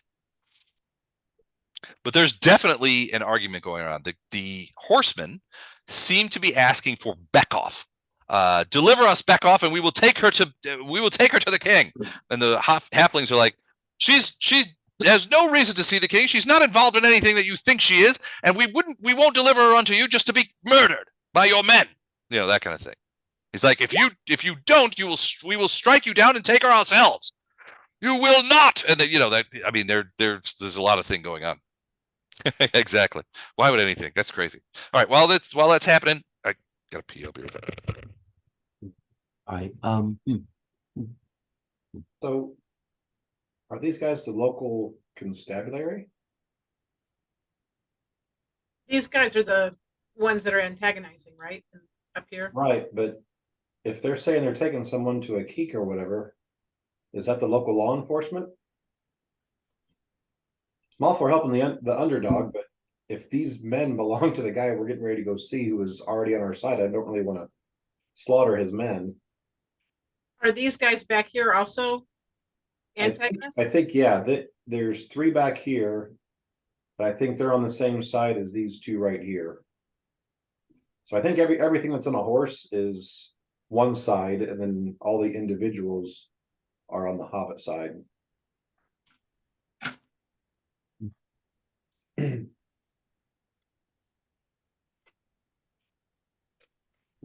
I just want some like cut and dry combat. I want some bad guys here that actually have things that say bad guys, so we can just. Yeah, it's like true American politics going on here tonight. Mm-hmm.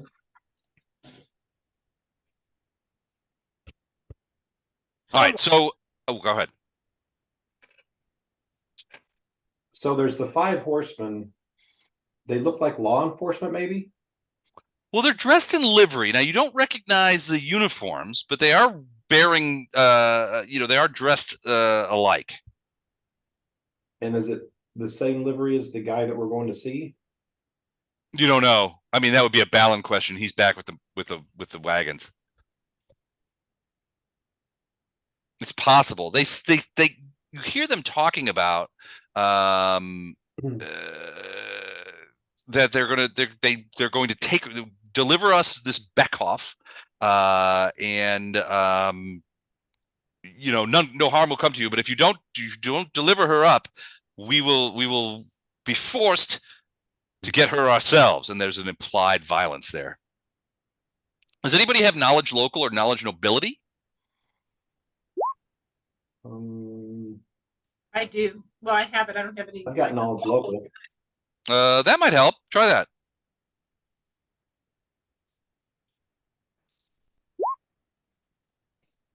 15. Could be stepping guards, guys. The livery looks familiar. Like maybe you've heard it described by Balan at one point. Mm-hmm. What'd you say, Jennifer?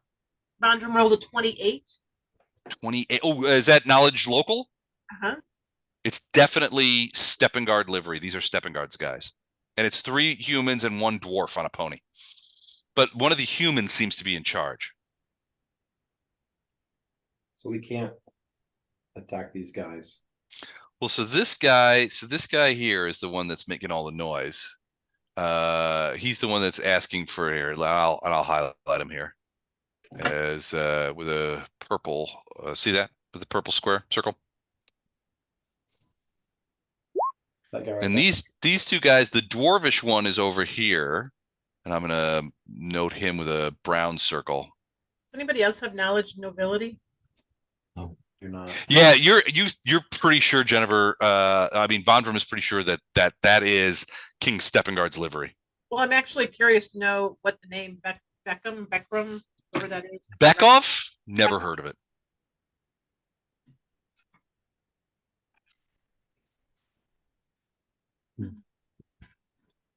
Yeah. I want cut and dry bad guys so I can just murder someone.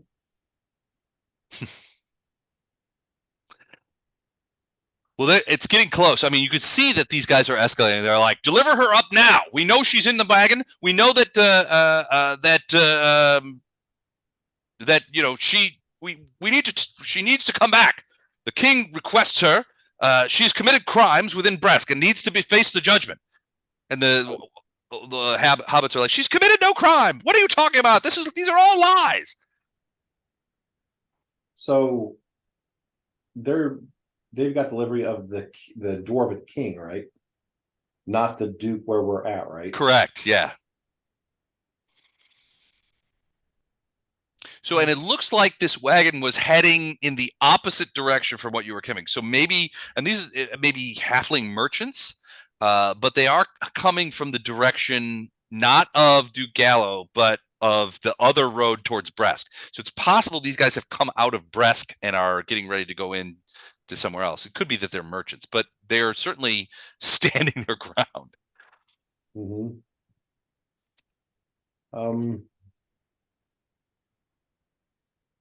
These are not hobbit children. These are just hobbits. These are hobbits, armed hobbits. Yeah, the guys you see are all hobbits. The guys on the horses are human and dwarf. Or dwarf. All right, guys. So, what's the vote here? Do we try and calm the situation down and figure out what's going on? Do we let him go? Do we? About that time, you hear a ruckus around back, and one of the horsemen drags out somebody out of the back and says, "I've got her, Captain." And he drags her over off into the thing. And you can see that there is a halfling woman dressed in fairly nice clothes. Although, well, you can't really see from here, but the clothes look a little bit worse for wear. And he's got her by the back of her neck. And he's like, "Commander, I've got her." And he's like, you are hiding a spy. You might all be spies. I suspect that that's true. Merchants? No. Try to. Where was she? And the guy yells out, "She was in a hidden place in the wagon. They were definitely smuggling her out." And the commander looks back down at the hobbits and says, "This does not bode well for you, my friends." And you can see him begin to take a sword out. He yells over to the other guy, "It's obviously she's guilty. Do the king's justice." And you see the guy says, "Yes, I will, sir." And he pulls his sword and he's dragging her backwards into the thing, and looks like he's going to kill her. Yeah. Okay, I'm gonna move forward and yell, "Whoa, whoa, whoa, stop." Okay. The commander turns around. Or wait, the commander turns around, and this guy. So the other guy sort of he looks back, but he's keeping his eye on these two halflings, and he's got his sword out now. He's like, back, hobbits. And this guy turns around and he's like, "Hold, who are you?" We're on a diplomatic mission. I've just come across people looking like they're getting ready to murder people. "This is none of your concern, traveler. Be gone. On with you. We will not trouble you if you are on some mission, but this is none of your business."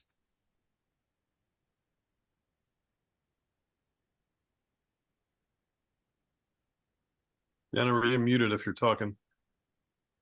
We might share with them that we're on the way to see with the king, because I don't think these guys are who they're dressed to appear like. Yeah. And see if that shakes them at all, that maybe we can help with the king's business as we're headed that direction.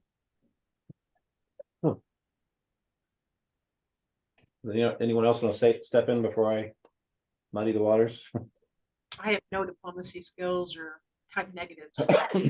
I do, but I'm getting the feeling that everybody's getting tired of hearing me talking since I've done a lot of talking tonight. You're doing great. Keep talking. Well, I can roll diplomacy and you can do the talking.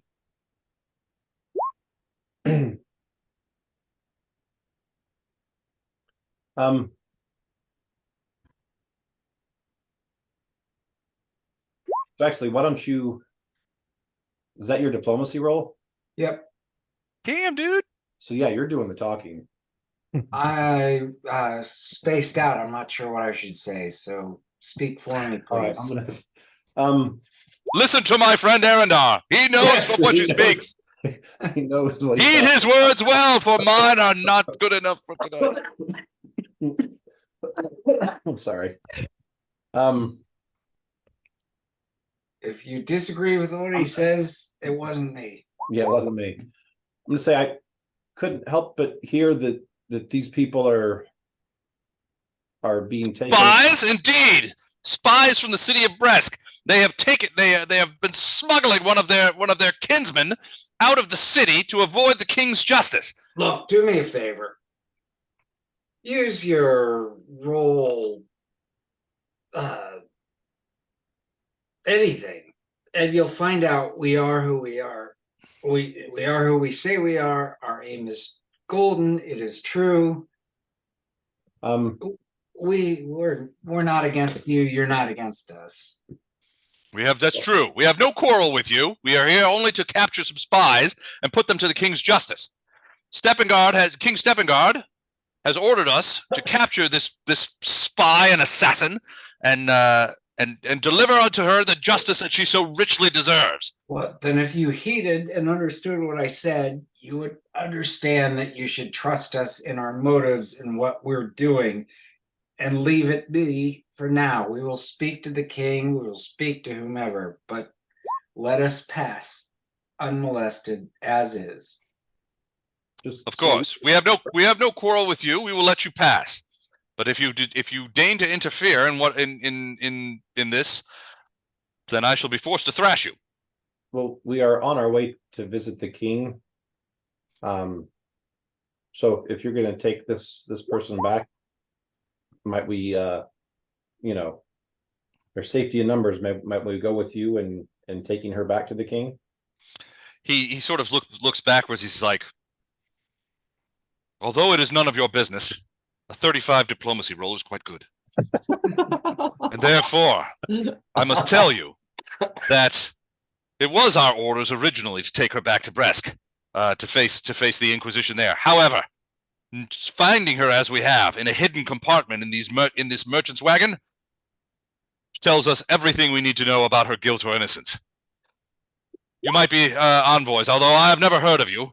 I assume that you're telling us the truth, and your envoys on your way to the court of Steppengard. In which case, you will pass unmolested by us. However, I would implore you not to interfere in our delivering the king's justice to this creature. Well, you even said your original orders were to bring her back. So indeed, that was before we found evidence of her perniciousness. He was hiding from us in a hidden portion of that wagon. So maybe you can understand why she was hiding is because you are just creating off with her head without trusting us and our motives. Okay. If you're truly mean what you say, let us pass unmolested. And since she is with us, she too passes unmolested. We will speak to your king, your diplomats, whomever. But if you trust us and our motives as you say you do, leave us be. You vouchsafe this traitor? This assassin? Are you assassins as well? No. Can you use the 19? How dare you cast such aspersions? And basically, I've said before, you may pass unmolested. Be on your way, but leave us to our business. Our care. Well, she's not, but well, she's hiding in our wagon, right? Well, not anymore. She's out in the thing. Yeah. So she's standing over here. This guy over here has dismounted, and he's basically holding her by the back of the neck. And she's standing there watching you guys, and he's got a dagger out, but he hasn't stabbed her with it yet. I think you get the impression that he's trying to see what happens. That's not our wagon, Andrew. We don't know who that is. Yeah, we don't know who that is. Very well be an assassin or whatever. We don't know that. I'm gonna say, nothing to do with us. Well, it's possible. I said you guys obviously are very tough-looking creatures, and I can tell you're obviously very competent and very I'm going to talk them up as much as I can about how masculine, how awesome and all that, and basically saying, with as awesome as you guys are, is it possible she was just afraid because of your prowess and maybe that's why she was hiding. Because if you guys were after me, I would probably be hiding in a wagon too. Me too. I can see your point. However, the very existence of a hidden compartment inside this wagon bodes that these creatures, these hobbits, mean us ill will. The fact that they were hiding someone suspected of aiding and abetting assassins, especially after so many deaths in King Steppengard's house.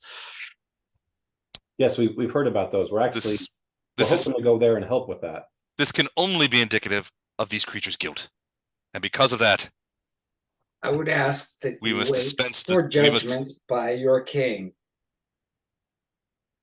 I do not vouch one way or the other. I'm just saying, let your king be the judge. Yes, and if this person is an assassin or is a spy, like you said, you're going to get a whole lot more out of her by questioning her rather than just killing her right here. Anything she knows is gone as soon as you kill her. But if she is the assassin, or if she is the spy that you say, taking her back to your king and allowing him to interrogate her would be more beneficial to your king.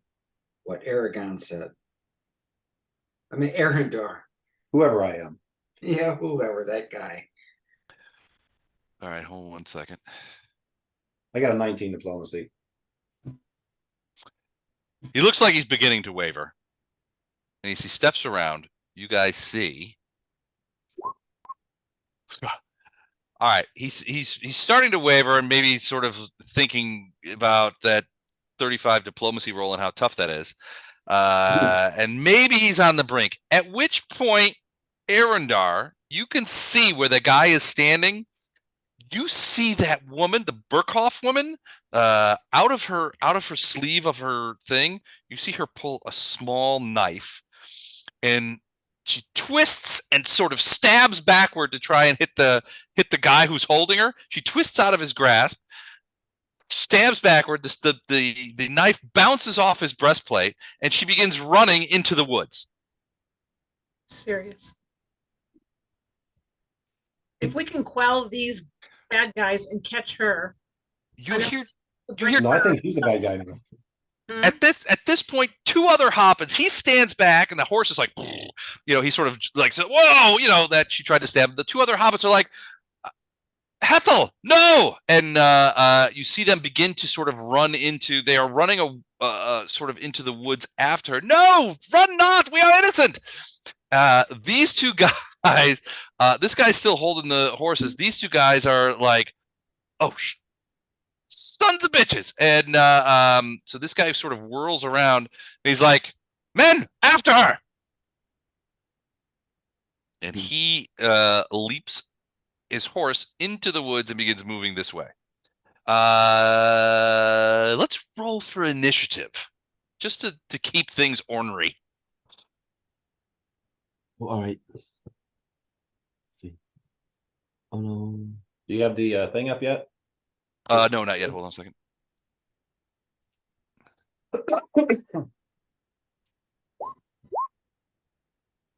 Ooh, wow. Wow. Wow. My gosh, that's a lot of high rolls. Wow. Wow. A 16, a 17, a 19, a 19. My gosh, that's amazing initiative rolls here. Wow.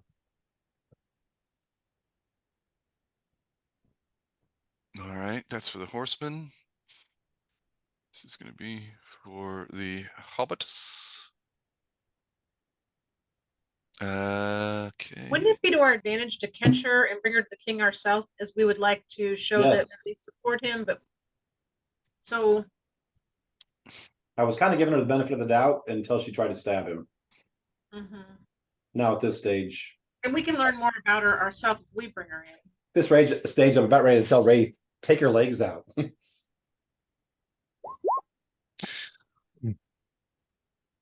can hit her if I can see her. Well, she got snatched up by the armed guards of a paranoid king. Yeah. And she reacted in self-defense. Yeah, she's obviously terrified. I don't see, you grab me, I'm going to try to stab you too.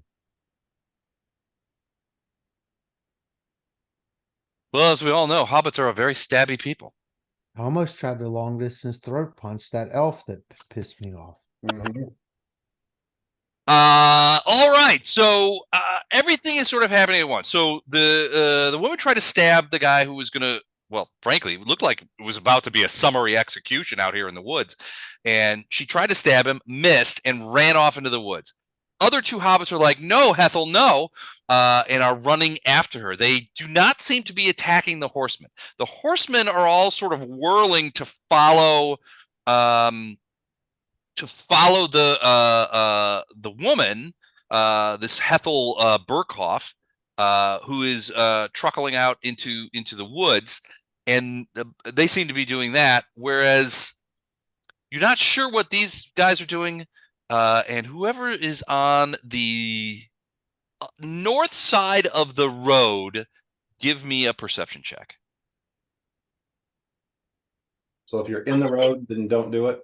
Wait, I'm looking at to see. Hold on, I gotta move it over because the thing's too small. So I'm thinking if you're on the north side of the road, if you're in the road, so this would be Vondrum, Ono, and is that Titus? Titus, give me a perception check when you get a moment. And Poe. Poe instead, not Vondrum, Poe. I thought that I misunderstood. I wondered about that. Why are they calling her Hethel and not the other name? You suspect that it's her given name, as opposed to Burkhoff sounds like a surname. Or as the traditional call it, that's you suspect that Hethel is her Christian name. All right, Titus, was that okay, perception, Vondra 23, Titus 27. So from your position, Titus, and you've been sort of talking with these guys from afar and that kind of stuff, you see another person out in the woods over here. She looks like over to the north of the conflagration. She looks like this. Okay. Older, middle-aged, potentially human. She doesn't look like a hobbit, but she's over there, and you're not sure, but she's definitely watching the goings on. You're not sure what she's doing over there. All right. Let's start. Wraith, you're up first. What are you going to do? Double move to here. Okay. All right. Okay. You're moving quickly through the woods, stealthing or just running? Just running. I can't stealth that far. Okay. Double move. All right. Arendar.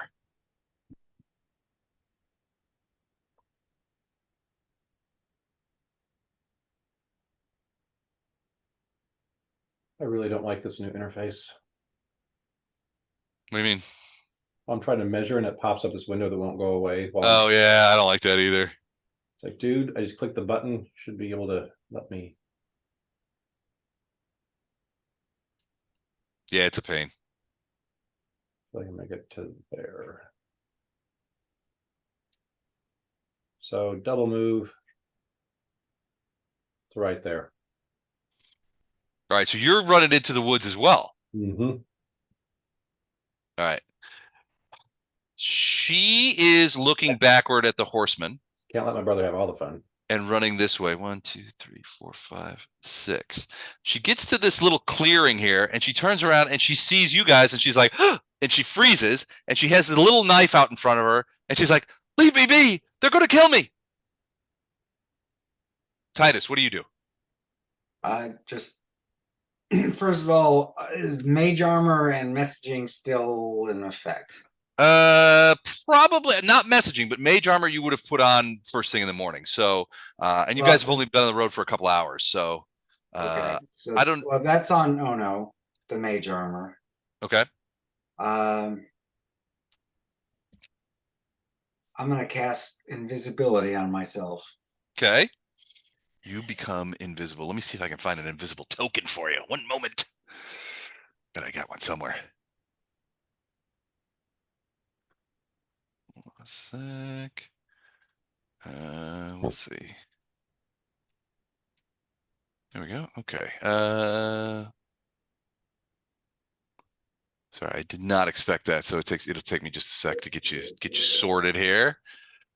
I am sorted. Oh, you're not even remotely sorted yet, sir. Okay. All right. So I'm going to. All right. This is Titus is in control. All right. Titus, can you see that purple sphere right next to you? Right next to me, no. You should be. Oh, wait, hold on. How about now? I see it. You Mhm. shouldn't see it. I see I, it. I think so. I think I see a purple Where is dot. Does everybody see it? Yes. Damn it. You might. I know I can actually control several people's icons, so. Well, you shouldn't be able to see jack squat. So, But if it's going off the same rights, then that might be why I see it. no, it's only controlled by Titus. So, all right. Well, Titus, that's you invisible. Okay. So that's the one you will move. Okay. All right. Yes, sir. All right. So you you turn yourself invisible. That's a standard action. You still have a move action left if you want to use it. Sure. I will move. I'll hide behind Pope. Okay. All right. Who can see that purple circle behind Poe? I want to know who's going to be cheating. Me. Yeah, me. Everybody, pretty much. Yes. Oh, well, that Yeah. sucks. All right. Well, I'm What, sorry. what Mike was saying, Les, is we have control over multiple characters. You've given all of us control on some of these icons. Oh, okay. That's probably it then. Probably why we can see it. Yeah, I would. If you go back and just Ono and- make every person only able to control their own thing. Yeah, Ono and Bondi, I can also control their. Okay. I can move their icons, and I shouldn't be able to. Well, react. I'm going to use. We're going to use the honor system. You guys have to react as if you don't see him. All right. So that's you, Titus. Oh no, you're up.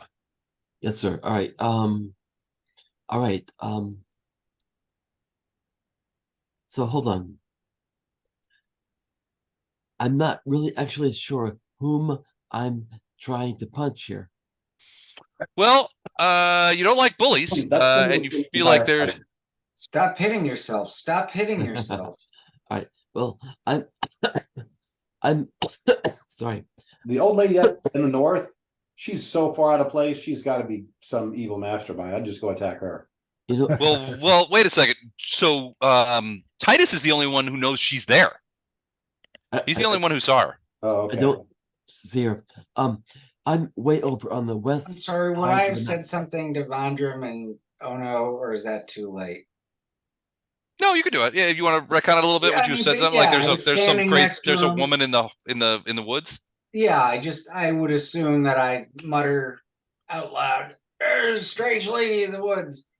And I'm guessing Vondram and Ono would have heard me because they were standing right next to me.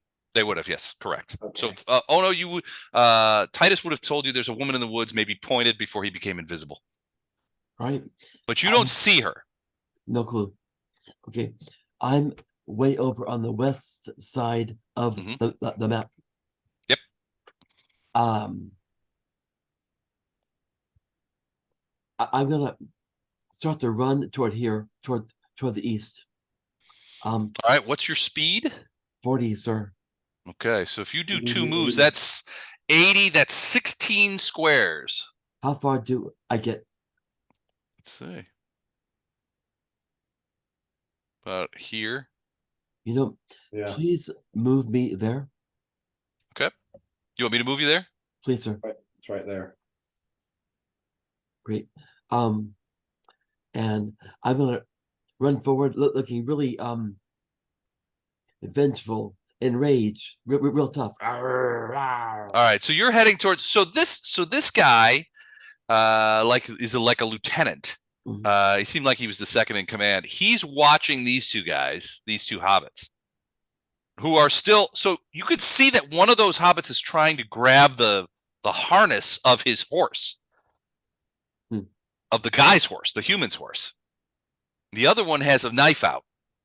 And so are you yelling anything specifically or just like unintelligible yell? Bullies must suffer. Rawr. Okay, awesome. All right. Double move. That's it for you. Poe, what do you do?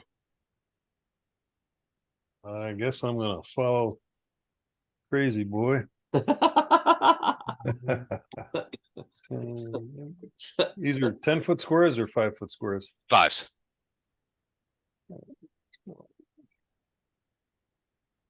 I'm gonna get up next to Poe and say, "What you doing?"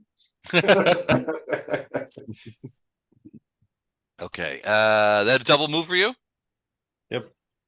Okay, what did I just do here? Oh, no, Did I just accidentally deleted him. Hold on a second. Gonna put him back. Jeez Louise. All right, so that's after Poe. I'm gonna put, I think it was 19. I'll have to check. I think it was a 1904 that I did. Okay, there we go. I can't spell 19 apparently. There we go. Okay. All right. So that's Poe. Double move. All right. So these guys come running in 1, 2, 3, 6, 7. They come out here. They're like, Ethel, what are you doing? Stop this right now. You're innocent. So they're yelling. These two guys, well, the one has a hold of this guy's horse's harness, and he's like pulling it away. This guy draws this, he has a knife, like a long knife, like a poignard. He leaps up onto this guy's shoulders so he can get high enough to stab this guy, and he's going to try and stab him. They're feisty.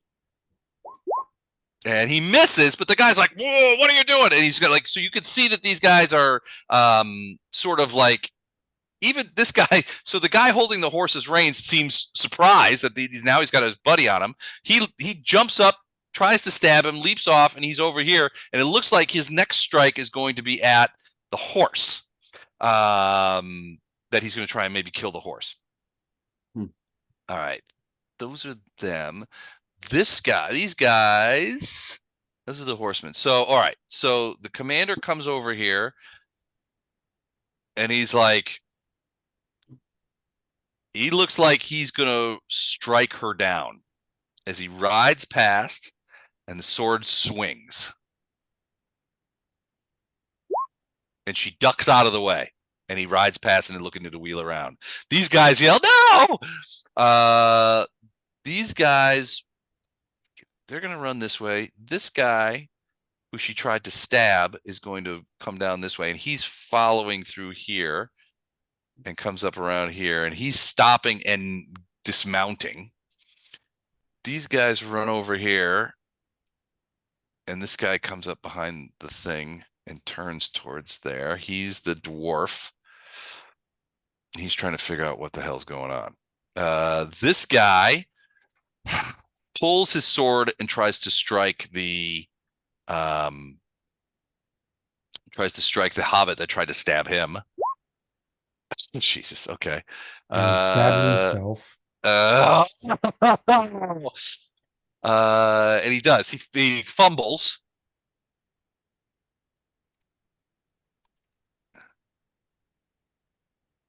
And Butterfingers, you drop your weapon. He drops his, you hear his sword ting, as it falls to the ground. So he has disarmed himself, which is going to be shown by, I don't know, his broken heart symbol. Hold on, let me make sure I write this down. Lieutenant has disarmed himself. And you can hear laughter on the stabby hobbit's part. Vondram, you're up. From where I'm at, can I see any? And like, do I know where everybody's at? Yeah, you can see. You certainly can see your guys on the road. You saw Wraith and Arendar chuck off into the woods. You can largely see what's going on over there. You can also see these guys fighting. You can't see much going on behind the wagon just because the wagon's in the way. Okay, but I can see like these guys over here down Yep. at the bottom. Yeah, you have a pretty good idea.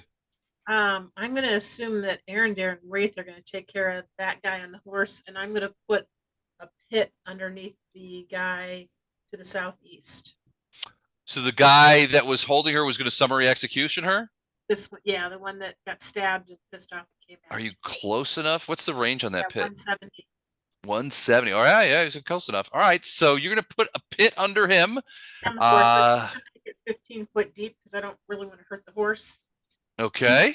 Had enough, and I'm afraid 10 he could jump out. So All right. 10 square by 7 by 15. All right. So right like there. I want to move it a little south so I don't pick up the. You don't want to get the hobbits. Nope. Okay. So about, let me move it here. Oh, that's moving him. Sorry. Too close. All right. So I need to make a reflex save, don't I? Yes. All right. Hold on. Let me. You do not want to move, do you? You little shit. And the reflex save is going to be. Oh shit! I took I got too much shit on this board. What are you doing? I'm trying to click the right fucking things. Well, move the hobbit back up. I am. Now move the horse back up. I am. All right. All right. There Now you we're go. now we're back. It's just because there's a bunch of things on different levels. All right. So I need to make a So the horse reflex. needs to make a reflex save. The horse. Okay. Oh, but the guy dismounted, so he does all. Oh. So yeah, both of them, yes. horse and the. Can I get just the guy? Can I see from this distance? Get just the guy? I really. You don't. probably get the hobbit, too. You might end up getting that this hobbit though. All right. It's a 17.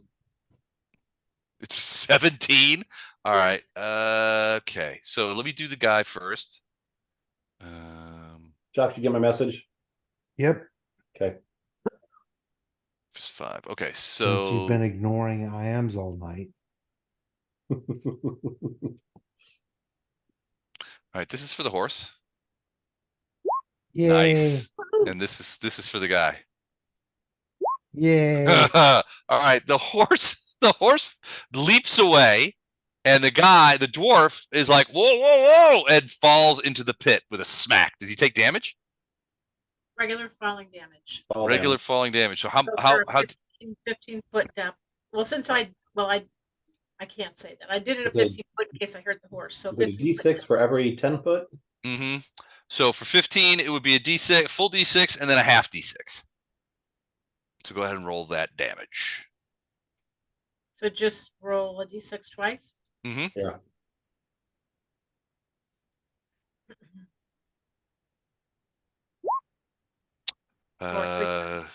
So 4 and then 4 1. points and then 1 point. So 5 points. 5 points of damage. Okay. So he takes damage. You can hear the meaty splat of a dwarf in a pit, and the horse is sort of wandering out this way to the north, away from the pit, because it kind of clambered out of there. All right, that is the end of round 1. It is well after 11, so we'll stop there. And the next time we play, we will begin in Bellis Res and figure out what you guys are going to do to try and put this to bed. Sound good? Awesome. Good. Okay. All right. Thanks, you guys. Appreciate it. Hope you had Thank fun. you, Wes. My All right. pleasure. And we will talk soon. All right, cool. Hey guys. Good night. Good night.